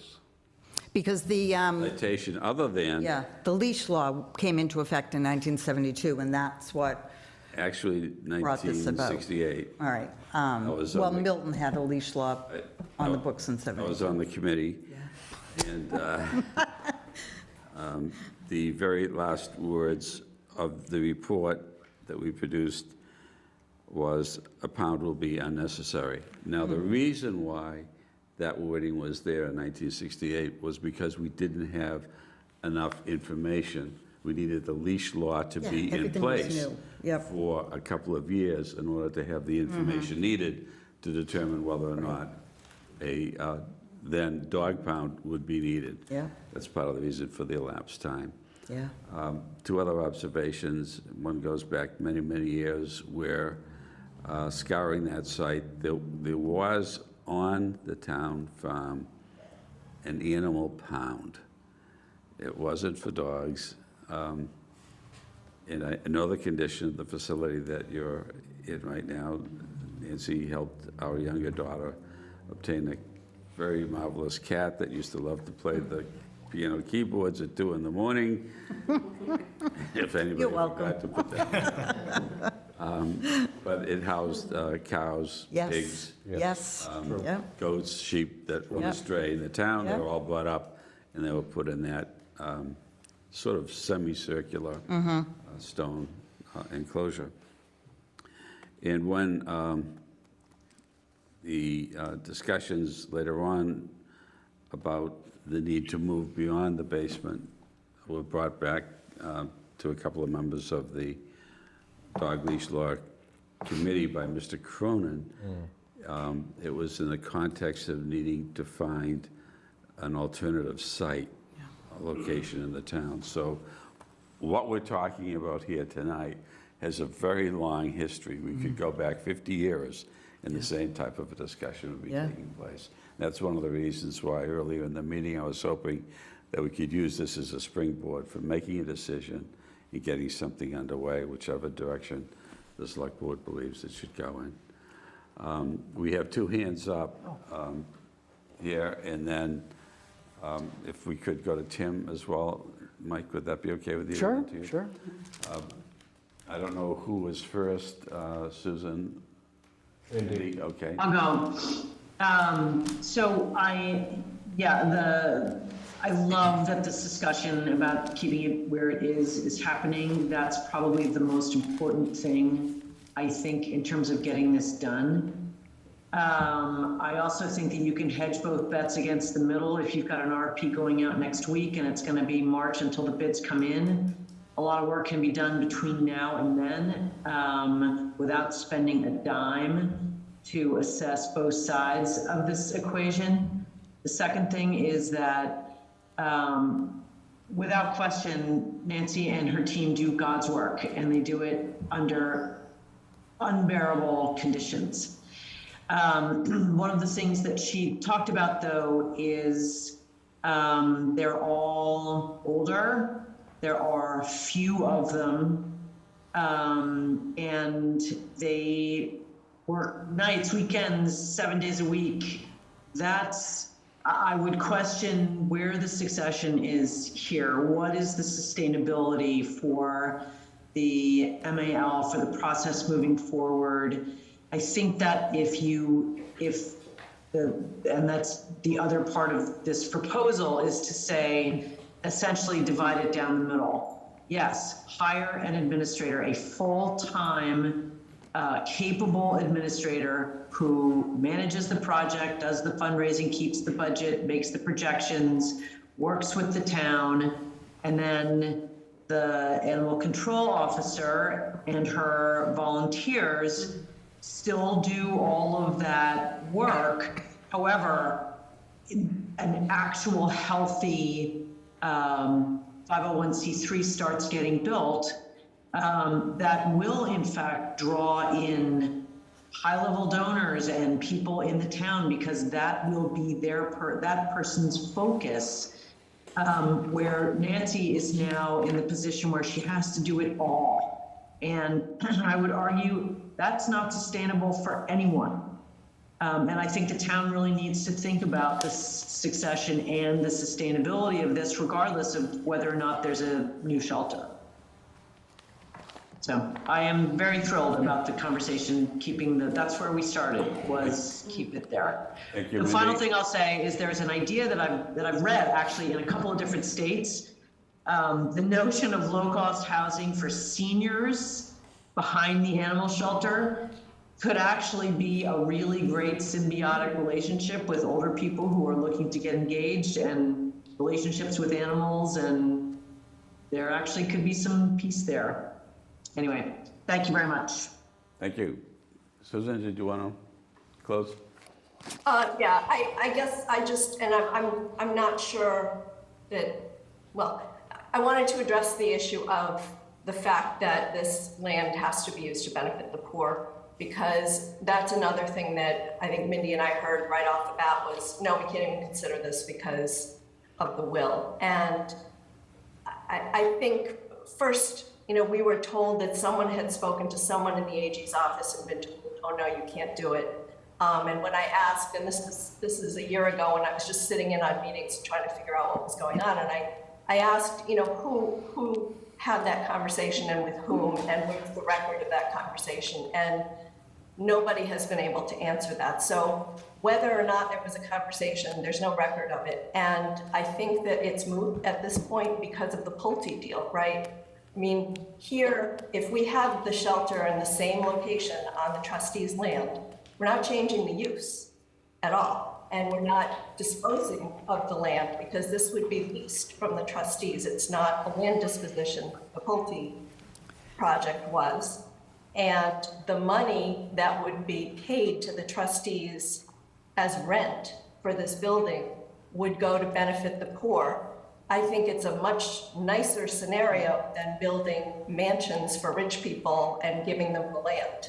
And that was approved by the AG and the probate court. So I don't, I just think that's a little bit of a misnomer now that this would be some sort of a problem, given that the Pulte deal was approved and how this is a much better scenario than. Well, Pulte gave $5 million, though. We pay $1 a year for rent, isn't that what we pay? Fair market value, that's what the proposal says. It would have to be a real. Correct, but where would that money come from? Well, let's I'm sorry. turn it over to the select board at this time. Then we have, Thank Can you. I ask Susan a question before she goes away? certainly may. And I want to give Tim and Kevin an opportunity to add any comments, and then we'll Thank you so roundtable. much. Susan, thank you to you, and it says James on the screen, but I know you're not James. Mindy. Mindy, thank you so much.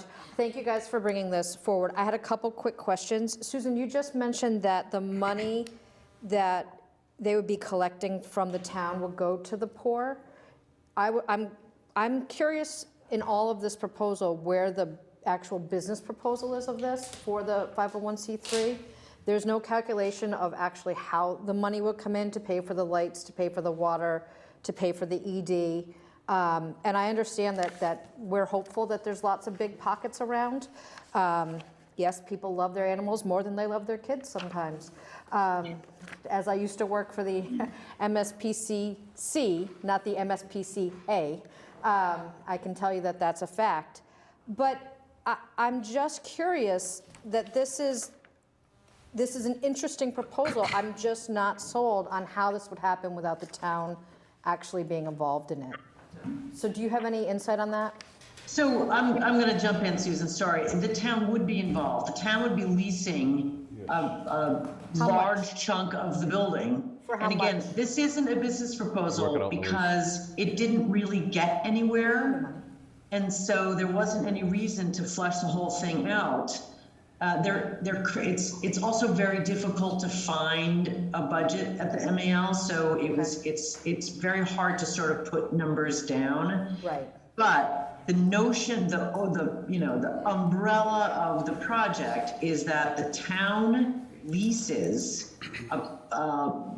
maybe let's say 50% of this building for the municipal officer, and that offsets the rent that the MAL will be paying to fair market value lease on the land. Currently, the town picks up the utilities for the MAL.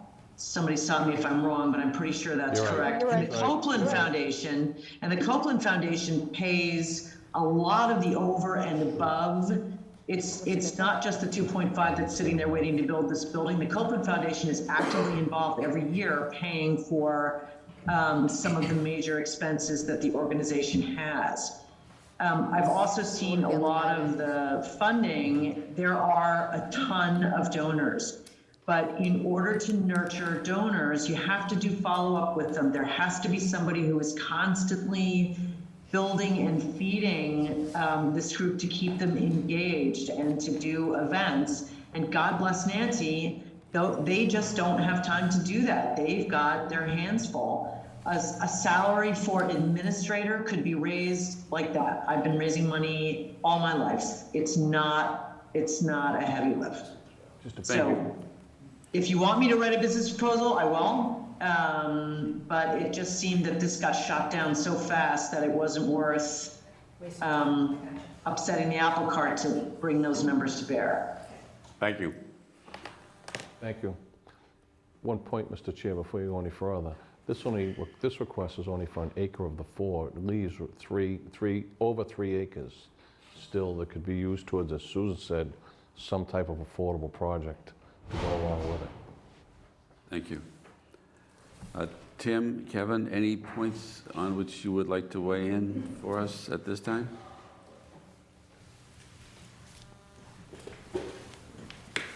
Hi, everybody.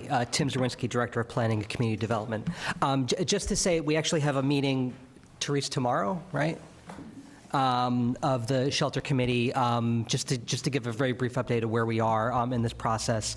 We've got an amended contract with our designer to reflect the work that the architect's going to need to do to facilitate the modular project, which we've been working on. And we'll have to get an update from our project manager tomorrow. I don't think we're very far off track, from the schedule. We're aiming for a mid-February solicitation for modular contractors. That's the schedule. The 15th of February to advertise in the Central Register on that. We'll need to get an update tomorrow just to see if we're on track for that. I think we should be close to it.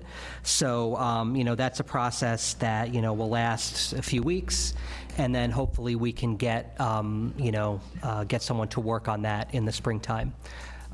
So that's where we are on the solicitation for a modular contractor.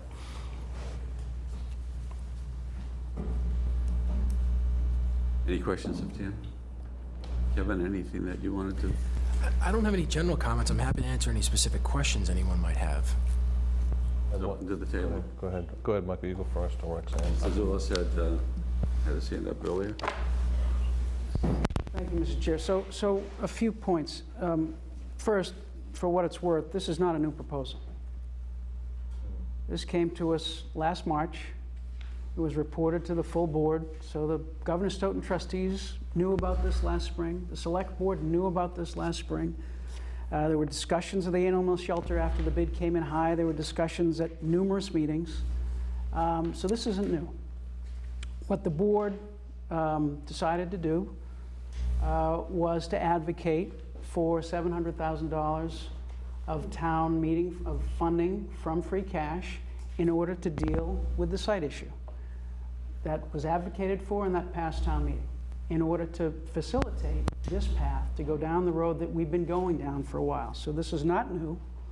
And one of the issues that weighed heavily on the board, as I remember it, was if we're having difficulty getting approval for affordable housing on land to be used for the benefit of the poor, how would it be that we could get approval to build an animal shelter on land that was to be used for the benefit of the poor?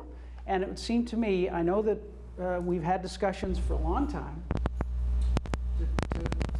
suggest to the Attorney General's office that we should be able to use this land for the benefit of the poor. And it's less than 4 acres that is buildable. It's about 3.5, so this would take it down under 3 if we tried to squeeze in some affordable housing with an animal shelter.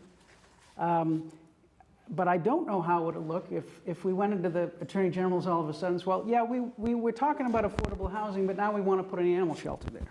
So I'm not sure how that would go. Number 3, according to this proposal, the Milton Animal League would build, own, and operate this animal shelter. The Milton Animal League has told us they don't have the money and they can't do it.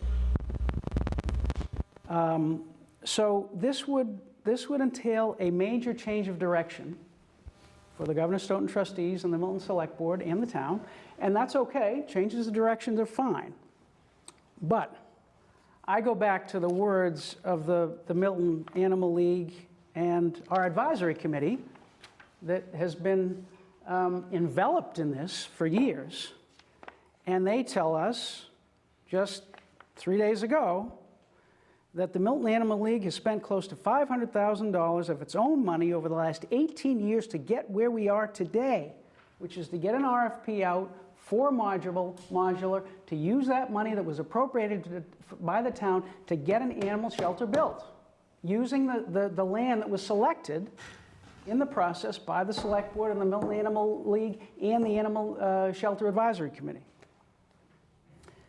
18 years to get where we are today. Quote, we are closer than ever and do not have the time, the money, or the fortitude to start this process over again. So if the Milton Animal League and the advisory committee that we have commissioned to guide us on this is telling us that that's the direction and that we're closer than we've ever been and we should stay on this path, then I don't see that it benefits us, the town, or the animal shelter to get off that path. So those are my thoughts.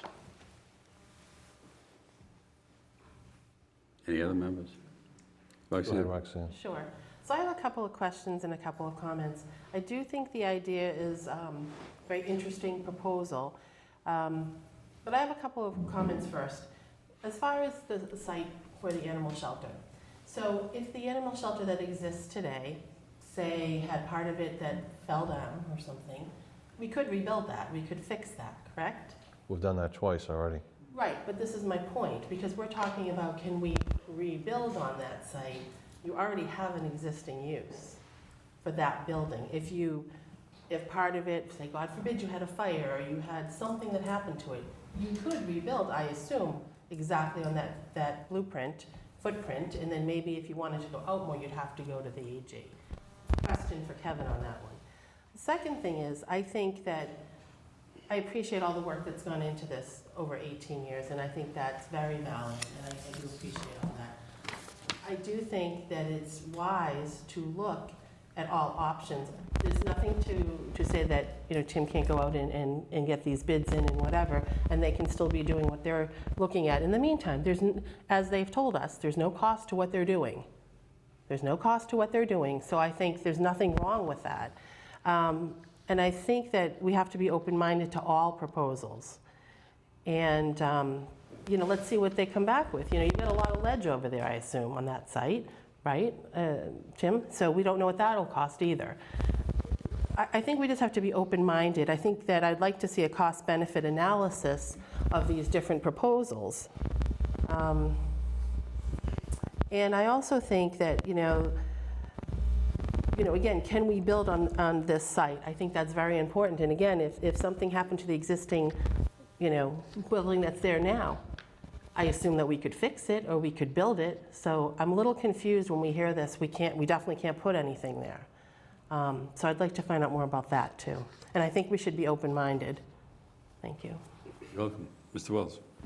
Okay, my rebuttal to my brother over here now. So first off, I never saw, and if you think that proposal about keeping it there came to us in March of 2022, I never saw that, never heard it. And I've followed this as intently as anybody. There were emails. I know they wrote We this, don't but always see our emails, but there are emails. This is one clearly there are minutes. that I follow very, so historically, look, for 50 years it's been there. And my information, no disrespect to Nancy, and I follow this as intently as anyone for multiple reasons, we're in multiple hats, is that a complaint was filed by Bob O'Leary, as town council, who was the town council back then. He was town council. That's the name.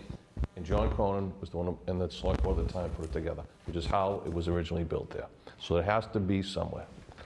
Two is the 700,000, which came from our committee, the capital committee that I brought here, was actually 1 million to 1.5. That's the number we talked about. And it was Bill Ritchie, who sits on the committee, who also sits on capital, and that's how that discussion came, we brought here. And the number we were able to come up with was 700. Yeah. That was what we could find, and almost got reduced to 5. Matter of fact, you might remember, Anne Marie had it at 975. She threw some free cash and had to remove, because that's how much they expect this to be. The other issue to Tim is, you're at $5 million, and as I'm just going to go back and say, if this comes in at more than $3 million, what are you going to do? That's, and I believe Mindy and Susan have provided an opportunity tonight to get us. The third is, I've heard all this AG is one who had a former AG come in and consult on us for this, so I've listened to that one a lot about this over the years. I do think this warrants you having a conversation. My only memory, and I quote John Flynn on this, is saying to a board long before I'm on it, if you want to build a new shelter there, show me what you're going to do with the rest of it first. So that's, and the third thing is this, and I ask you this, Mr. Forward-thinking planner. Think about this.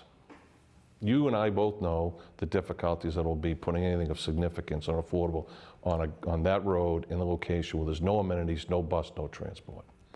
If you could do this and add some affordable housing to the remaining 3 acres and gain the existing parcel of 4 acres on the dump road for another affordable, not just an affordable site, something like a Miller Ave 2, tell me that would not be a beneficial thing in your big picture to the town. Like the grin in your face. So, I'll take some of these comments in reverse.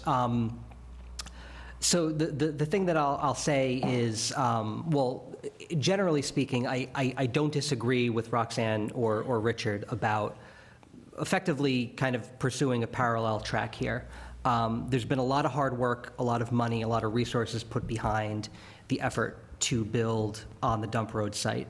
And I'm not saying this in sort of a sunk cost fallacy way. I'm saying, like, you know, the quote that Mike read is absolutely accurate. We are closer than we've ever been. We believe that we have come up with as many cost savings as we possibly can to do this in a way that satisfies the Animal League, that satisfies the town's needs, that fits within the smallest possible budget that we can get. That includes the town's contribution, that includes, you know, the revamping of the footprint, that includes, you know, the modular construction. Now, there's a possibility that these bids come in higher than the budget. You know, one of the reasons why you put these solicitations out there is to find that out. How much do things actually cost? At that point, the town, and you know, I'll help in any way I can, but ultimately it's at this table, is going to have to make some really difficult decisions about what is the future of this project and how's it going to happen. So in that vein, I think the idea of, if there are side conversations that we can have, if there are alternative plans that we can develop, 100%. You know, I think what you're hearing tonight is just a very strong reaction against changing course. And I think what we can come up with is not necessarily a change of course, but a sort of, there's a ship that Alyssa was talking about changing the direction of, and then there's a dinghy by the side that is, this metaphor is going to fall apart, but you know what I mean. To Richard's point, the thing I'll say about the current Governor Stoughton site is there is a portion of it that has stormwater infrastructure for the Pulte project. I think that was designed so that anything else that we did on that 4 acres would also tie into that. So, you know, the 4 acres becomes less than 4 acres. You know, that less than 4 acres becomes less than that if there's a new shelter facility, which would, I think, naturally need to be bigger than the current one. So you want to have as much elbow room as you can in a sort of a higher density site for housing for all the reasons that we hear about when we talk about any multifamily project in town. You want to have the screening, you want to have the buffering, you want to have the ability to, manage stormwater and address all these impacts. And so, to be able to get the size that you need a decent sized site. Both of these parcels of land, if you look at them on the map, are decent sized. The reason that the shelter is kind of crammed into the corner of the dump road site is, it's ledge all over, but this is probably the least ledgy place, and it's all wet. So, you can build on ledge, you can build on wetlands, we do it all the time, but that becomes just an added expense for an affordable housing project. So, these sites are all there, and they're, quite honestly, the best that we've got, which isn't saying much. So you can figure out a solution to these. It's just, they're both tough sites to develop for these reasons. I'll leave the kind of the legal questions to Kevin, but I think that there's a way to pursue the point that having these conversations doesn't cost anything, but the time it takes to pick up the phone. I think that's fine, but I really strongly believe that, we're on a track with this RFP. We have a really great project manager working with us, and, I think, we're doing all that we can to reduce the costs on this thing, so. You said the same thing to me 6 months ago. You did. I'm just being the devil's advocate. That's all I have, Mr. Chair. Okay. Does Kevin have I was going to say, Kevin, do you have an opinion to what Roxanne was asking earlier? I'm sorry, I don't mean to put you on the spot if you need more time. That's okay. I totally understand that. I'm really sorry about that. I just wanted to know if there was any follow-up to that question. Sure. So I think your question was, could we rebuild what's there? I think that you have to be very careful with the language there. And when you say we, I'm not sure who you mean. Could the Governor Stoughton trustees rebuild what's there? I don't think so. Not with Governor Stoughton funds. Right, no, No. that's what I'm thinking of. Could the town or some other group rebuild what's there? Perhaps. Just because it's been there, though, I think that there's an obvious difference between it. We've done certain things in the past, and are we permitted to do those things now? That's something that I think is worth looking at. If there is in fact a complaint that was filed, then that's worth looking at. And you've mentioned that to me a couple of times. I haven't seen that complaint. If that's something that has been filed and there has been some opinion by the AG's office and some judgment issued by a probate court saying that an animal shelter can't exist there, then we need to see that, and I can't speculate as to what that might say and then what we could do as a result of it. We need to see it first. Sure. The other 2 points which are related that I'll make is, I think you need to quickly distinguish between two possibilities here.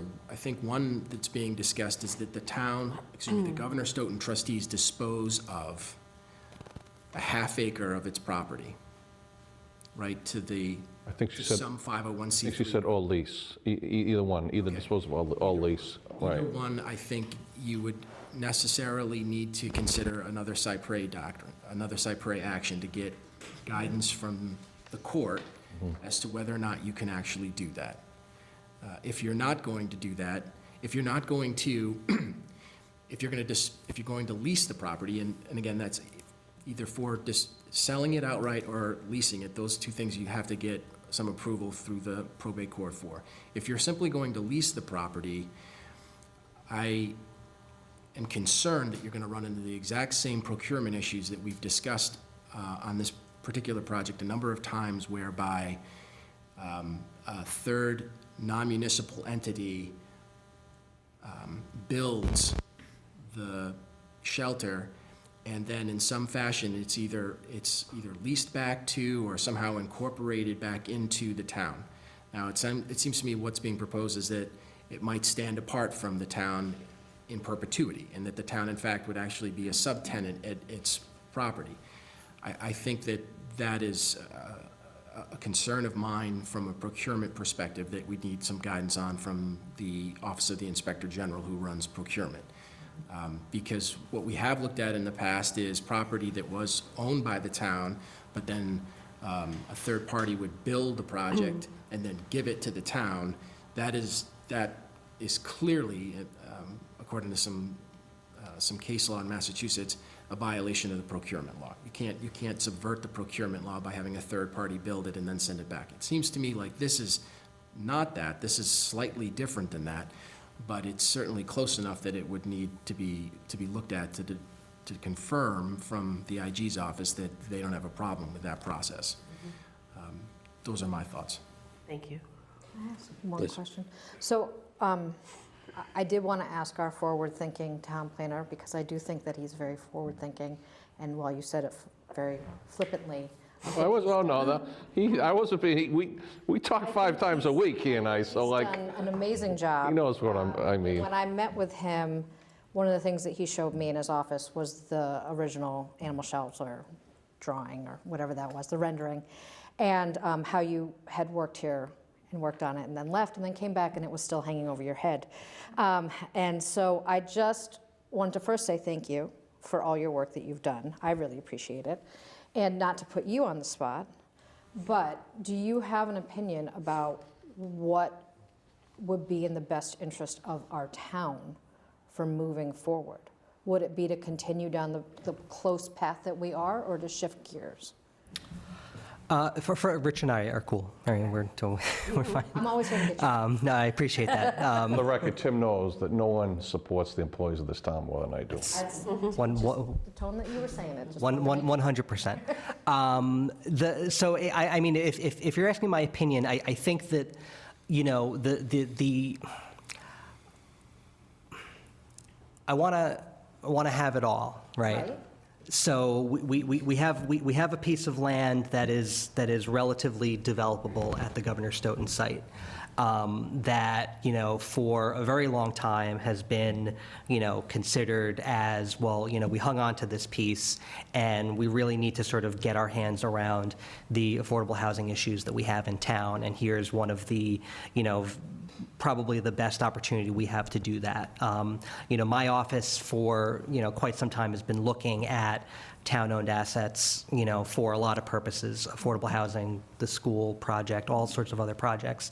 And, you know, for a lot of the town-owned land that we have is conservation, it's wet, it's got some Article 97 restriction. We're kind of tackling these issues, you know, in other places. We've got another site that for a very long time has been considered for the animal shelter. And so, you know, it's presented challenges, and, you know, we're aware of how long this project's been going on. We're aware of what the challenges are. You know, there's not a lot of other options out there, you know, from a land perspective. And so to be able to have, you know, to put a dent in the affordable housing problem and to get the animal shelter in place is, you know, if you want it all, that's what it all is. You know, I'm not dumb, though, right? I go to all these meetings. I have my hands on this committee, you know, every week. And we may not be able to have that. So I think that, again, it's not a sunk cost situation, because I do think that there's been a lot of good work and there's a lot of open-ended questions that are out there. I think that we need to, you know, we're going to meet tomorrow. We're going to, you know, get a contract amendment in your hands next week with our designer. That's one of the last pieces of the puzzle for the RFP. We're going to get the RFP out there, and we're going to see what the fruits of that labor is, of really, and you know, the Animal Shelter Committee is one of the great committees in this town, very knowledgeable, very committed. They will meet at the drop of a hat to address whatever issue needs to be addressed. And, you know, they put a lot of hard work in, and, you know, if the proposal that we're putting into this RFP doesn't work, then, you know, we're at square one. We may be even before square one, because with construction costs, with labor costs, with, you know, the land situation, you know, we're going to have to figure something out. So in light of that, you know, like I said earlier, I don't think there's a lot of harm in at least having the conversations, you know, having Kevin initiate the conversations that he needs to initiate. And if we have people that are out there in town that want to put the legwork in, I don't, there's not a huge problem with that. The problem would be, you know, all right, we're ditching the dump road site and we're going with this, you know, this other proposal has a lot of question marks, and we talked about them tonight. Those question marks may be able to be answered, but I think, you know, you heard testimony from Nancy Bersani, your testimony from the Animal League and from the committee, that, you know, there are a lot of question marks. We may be in a situation in a few months where the RFP comes in within the budget, and we can build this project the way we wanted to build it, and we'll be off to the races. There's another future where this alternative proposal may be the best that we've got. And so I think it makes sense to spend the time to at least look into it. So that's... Thank you for that. Tim, a question, when do you expect the responses to the RFP? I have the Gantt chart on my phone. Like 30 days, 30-something days from now? So from the posting of the advertisement to proposals due would be about a month. So the schedule is February 15th to March 14th for the solicitation to be out there. That schedule may bump a week or two, you know, based on some work that may still need to be done, but that's kind of the general, you know, the solicitation is out there for a month, and then once we get them in, you know, there's some other work to be done on our end. But, you know, just based on that schedule, you know, modular construction, you know, the process, you know, which is a lot of kind of desktop kind of drawing work, you know, could potentially start in April. When does the site, oh, sorry. Go ahead. When the site package component be bid out? About that. I'll have to get back to you on that. That's a major, the site package is a major component of the current site. So we'll have to use this information in setting a date to return to the subject, because we really want to have that type of information available to us for a next step by the... Yeah, and so the committee is meeting to, you know, approve the contract amendments with the designer, at which point we'll get that to you. We can provide, you know, if there's an updated timeline, you know, based on our conversation with the project manager tomorrow, we can also get that to you. And you know, specific questions about how that site work kind of is gonna work in tandem with everything else. So you and Nick can timetable this for us. That'd be great. The next item that we have is with respect to... Can you go? Does he have to stay, or can he go? Oh, yeah, by all means. See? It looks Unless he out, wants to looks stay. out for staff. Unless you want to stay. Thanks, everybody. Good luck tonight. Thanks for being here, Tim. The status of each of the buildings on the campus site. Very interesting, at least from my perspective, and I wanted to find out, from your perspectives, to find out, again, what it is that we're dealing with in this site. What the building department says about the I think Bill buildings that Ritchie's are- the guy you want to bring in. He's the one that knows the most about it. Fire department, historic commission, get all that information from at least these three departments. Are there any others that we should be consulting with, that anybody can think of? So one point that you bring up, which I brought up to a prior board, is Pulte moved the pest house, which is in a new site, which was occupied and rented to a tenant for 30 years prior to them moving it. I don't know why at least that one, we're not looking at, this board here, as to making it, putting some money to it, make it livable, and rent that out as an affordable house. It's just sitting there on a brand-new foundation from where they moved it. So the pest house is the first First on the right. one on the right. Yeah, that, which was, so that was set, if you look out with the first house on the left, if you walked in, that's where it was about 1,000 yards away from the main houses. But unlike the other two, which have a lot of really deteriorated, the pest house is on a brand-new foundation, and I think it might behoove us to at least look to get it, make it upgraded enough to make it livable. I mean, maybe we do it like Blue Hills helped put the addition on, Blue Hills Regional, the addition on the existing shelter years ago. Bring them in and make it a project and make it, it's at least it's just sitting there, just sits there. They moved it, put it on a brand new foundation, and it's been sitting there for 2 years. Okay, so we could Unoccupied. have an assessment from Luigi in the building department and take a look at that again at a subsequent meeting. If I may, You want to rent it?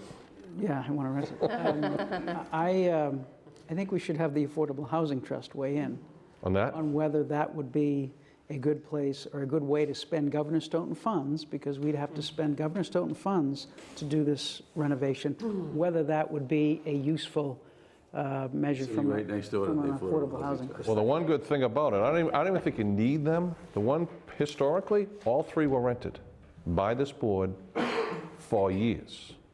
That was the last one occupied. So the Arms House was rented by the Dillons for probably 30 years. I think Mike's point was whether or not we want to use Governor Stoughton funds So to invest. And my point also is the Affordable Housing Trust, there are experts in whether a project makes sense from an affordable housing perspective. So I'd like to hear from them if we should spend money To on put a something tenant that in a makes house? sense, from an affordable housing perspective. Which is not me. Fair. I will bring it to them. I mean, it's only one unit, but one is one. And I believe, because I was on the, we put that in the agreement, Kevin, right? We made them move that. That was in the P&S. They had to move that building and put it on a site where it could be, where someone could live in it. And they did it, and it's sitting there for 2 years, unoccupied. Kevin, did you want to comment on this? I don't think he was, well, he wasn't here. It was John when we did that. Yeah, that was before my time, but I can certainly get the purchase and sale agreement and take a look. I mean, that's not a problem. If you could, let's move on. I want to try and maximize our time. I wanted to, with item number 7, see if you would be agreeable to having this meeting occurring like it is on roughly a quarterly basis. If there are circumstances that warrant it being moved up, we would do so quarterly, but at least we'd have a calendar for the Governor Stoughton trustees quarterly. Is this agreeable by consensus? Yes. Okay. I see no disagreement. I had also wanted to see whether or not, considering all of the work that's on the table among various members of the Select Board, the chair, the vice chair in particular, as to whether or not we might have, assuming that the chair of the Select Board is the chair of this, at least until we decide otherwise, that's open. As far as I'm concerned, you can have any Select Board member as chair of the Governor Stoughton Trust, from my perspective. Whether or not we might have, if that continues, a vice chair of this trust designated who could work with the chair in moving along the work of the Governor Stoughton Trust. Is that something that would be amenable and be a liaison to different departments and finance and so on down the line, building department, whatever it happens to be? I have a question on that. Sure. Couple of things. One is, as far as that goes, my understanding is that we're all trustees Yeah. of this. And so I'm wondering, in my packet, I've never seen a copy of the trust or the will. And I'm wondering if we can have that. I think that we need that before we start making any changes, because to how we are working this. You know, I don't know what it says exactly in there if you can do this, if you need to have votes, but I want to see it, you know, so I'm brand new to this board. I don't know that I want to know what would the purpose of that be? Why do we need that? Why do we need those rules? Can you explain that a little bit, what the value is? I just want to understand it a little bit better. Tell me a bit more about rules. About the roles. Oh, roles. Yeah, I want to okay. understand why this is being proposed, and I would like to have those documents as well. Thank you. Go ahead, Arthur. Then I'll ask my question after. Go To ahead. propose someone who would be the point person as a liaison, if you would, with different parties in putting together the work of the trustees of the Governor Stoughton Trust. Because right now it's falling on you, correct, Mr. Chair? Or it's always falling has. off the table. Or it's falling off the table. Which So is what my we're greater looking- I concern. understand what you're looking to do. That makes more sense. And this is something that might evolve over time, but at least there would be a point person with whom we could collaborate on things that would be desired, needed, and what they would bring to the table, too. We could defer this to our next meeting. In the presence of the information that you requested, we don't have to act on it tonight. I feel like I'm not able to make that decision. I don't have any information on how it's structured. I mean, I don't know if that's something that if we did, would all of us have to vote on it? Would some of us have to vote on it? What is the real benefit? How often would this person need to be involved? There's too many unknowns. I don't know about it quite yet. And it's worked this way for so long, so I'm just trying to understand why we're making the change, and I have nothing to really, make that decision tonight. So I'm open to it. So when I saw it, I'm like, a vice chair, I didn't know what we were doing. I'm like, is this something, so this is something you thought of that you want to try and implement? Based upon 2.5+ years of experience of just watching what we can do and what we can't do. The absence of a point person or continuity as well. Would this change annually, or would this person stay in that role for the whole time they're on the board? I mean, that, to me, to the point of continuity, maybe it would, maybe that becomes just like another assignment. When you see where I'm going with that? Like that, Or it it just, could be coterminous with the chair and the vice chair of the select board, the way the chair of this is, so. so that makes it annual then? Yeah. Subject to reappointment if the person desires to continue. Can I think about that? Sure. Okay. That's why I suggested I maybe. saw the motion, that's why I didn't know if you want to do it tonight. Okay. It's on the table, we could do it, but I think we want to give this some further thought and have it on the next agenda. People might have ideas, but again, the big point is to have some sense of coordination, some point person who'd be willing to be the focus for this. I get and it. make sure that we don't drift. I got it. Mr. Chair, it also says financial liaison. So these are two separate roles or one role? That would be one role. This is in part due to the fact that we oftentimes, we always only get financial information when we ask for it. And this person would set up something that would be systematic, whereby they would receive it, they could bring it to the attention of the trustees, help with the setting of the schedule of the meetings, things of that nature. If there are any changes that are going on that we need to be aware of, but somebody who would be able to look at that, and somebody who the treasurer would know is a point person. $5.3 million is not small change. I agree. That's a significant fiduciary responsibility.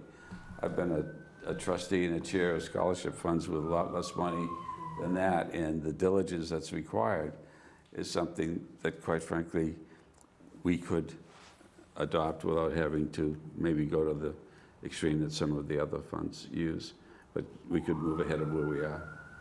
I think I'd like, so if we could think about that, and just besides those documents offhand, do you think this is something that is allowed for in the trust? Yeah, so just to be clear, there's the Governor Stoughton will, Right. which is, it's quite old. It was actually written out in longhand, and Yeah. a long time ago, we had it typed up so that I can give you that copy and you'll be able to read Sure. it. There is no trust document per se. There is what's called a testamentary trust that has been created as a result of language in the will. So the language in the will says that this property is to be given to the town for the benefit of the poor of the residents, or the benefit of the poor of Milton, and to be, cared for, to be provided for and taken controlled by the select board as trustees, right? But there isn't a separate document that says trust of Governor Stoughton. That's not. Okay. I think that being the case, the designations that you're talking about are all perfectly acceptable. I mean, there's no statute, for instance, that says the select board has to have I believe a vice chair or a secretary, but yet the boards are organized in that fashion because that's how they work best. I don't think that there'd be anything that would prohibit you from doing the exact same thing with the Governor Stoughton trustees. Okay. So, yeah, I mean, if we could talk about it at our next meeting that we meet, I think that would be great. Gives That's us a fine. chance to sort of Great. let things sink in a little, too. Absolutely. Mr. Chair, it does occur to me, and this is related to the Affordable Housing Trust, there were people who were trying to be, and it's a hybrid meeting, but there were people who were trying to be recognized, I thought, on affordable housing. Maybe they dropped off. I just thought you wanna said they make put their hands down. Oh, did they? Okay. thought he said They that. weren't. Moved on, that's why. They didn't. Yeah, so, Mr. Chair, they are there. They had raised their hand during the Affordable Housing Trust, the Affordable Housing conversation. So if you want to return to them, I can You have time? bring them over, or I thought you said they took their hands down. That's why I didn't push it. briefly during the animal. You want a timeline here tonight? What would you? All right, let's, what would you let's, recommend? I'm going to defer to the chair because of the timing of things, and I understand that. But if it doesn't work out this time, if we could have them at the next one, I know that I'm not the best conduit for explaining their knowledge. Okay. I think it would be good to have a dedicated discussion Does that make on another sense? agenda. I listen, but I'm not the best conduit. But I would just put at the end of your comment, yes. Yes, correct. 9 is discussion approval grant request from the Beth Israel Deaconess Medical how much is Center. the amount, Arthur? How much is the amount? You're gonna defer. I would like to be yourself. recused, yes. As the I'm an amount? employee of PA. What's the amount? What came up? How much money? What's the amount? That we have left? No, the amount that they were asking for. I didn't. 15.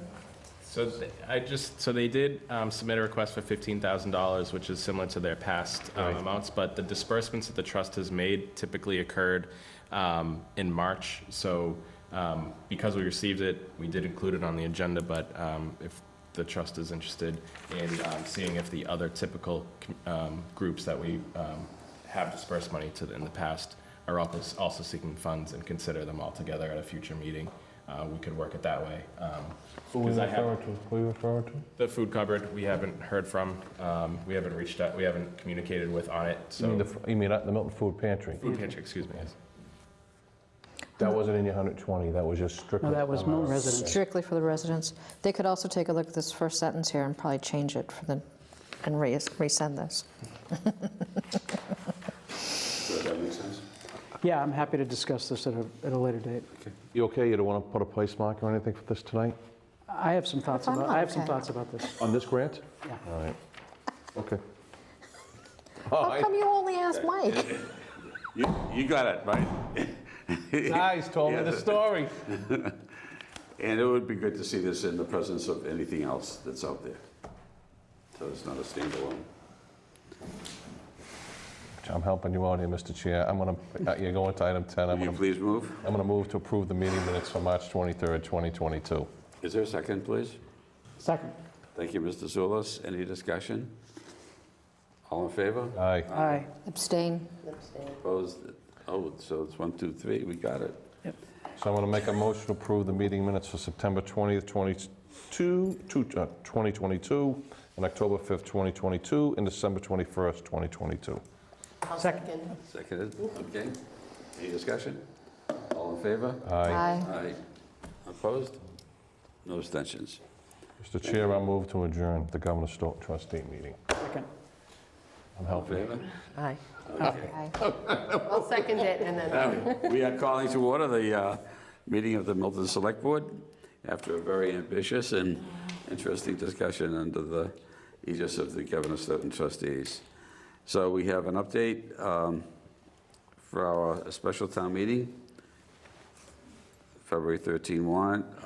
Mr. Zulus and I attended the warrant committee meeting last night. The provisions were accepted or adopted by the warrant committee for, as presented by the town clerk. The treasurer position will be discussed tomorrow. Everybody's prepared for that. That meeting will be at 7 o'clock downstairs in the blue conference room. The purchase of Fontpont Convent, located at 930 Brook Road, Milton, Mass., was deferred until tomorrow night as well. There was a very lengthy discussion. Mike, maybe you want to comment on it? I think everybody did well, but the warrant committee members felt that they would rather wait 48 hours and see if there was anything further in the negotiations information before they made the final vote. Does that sum it up? Yeah, I think that's fair. I think it's fair to say that there was a favorable view around the table, but they'd like to know what the specifics are. Without a vote? There's no. Correct. Okay. Correct. Yeah. Thank you, Rick. At this time, I move to enter into executive session to consider the purchase, exchange, lease of value of real property located at 930 Brick Road, Font Pond Convent, based on my belief that discussion of this matter in open session may have a detrimental effect on the negotiating position of the Select Board. The Select Board will not return to open session. We will adjourn from executive session. Second. All in favor? It's a roll call vote. That's a roll call. Yeah, It's a aye, roll- yes. Yes. Yes. Yes. Yes. Okay. Right, Kevin? Roll call to executive session, correct?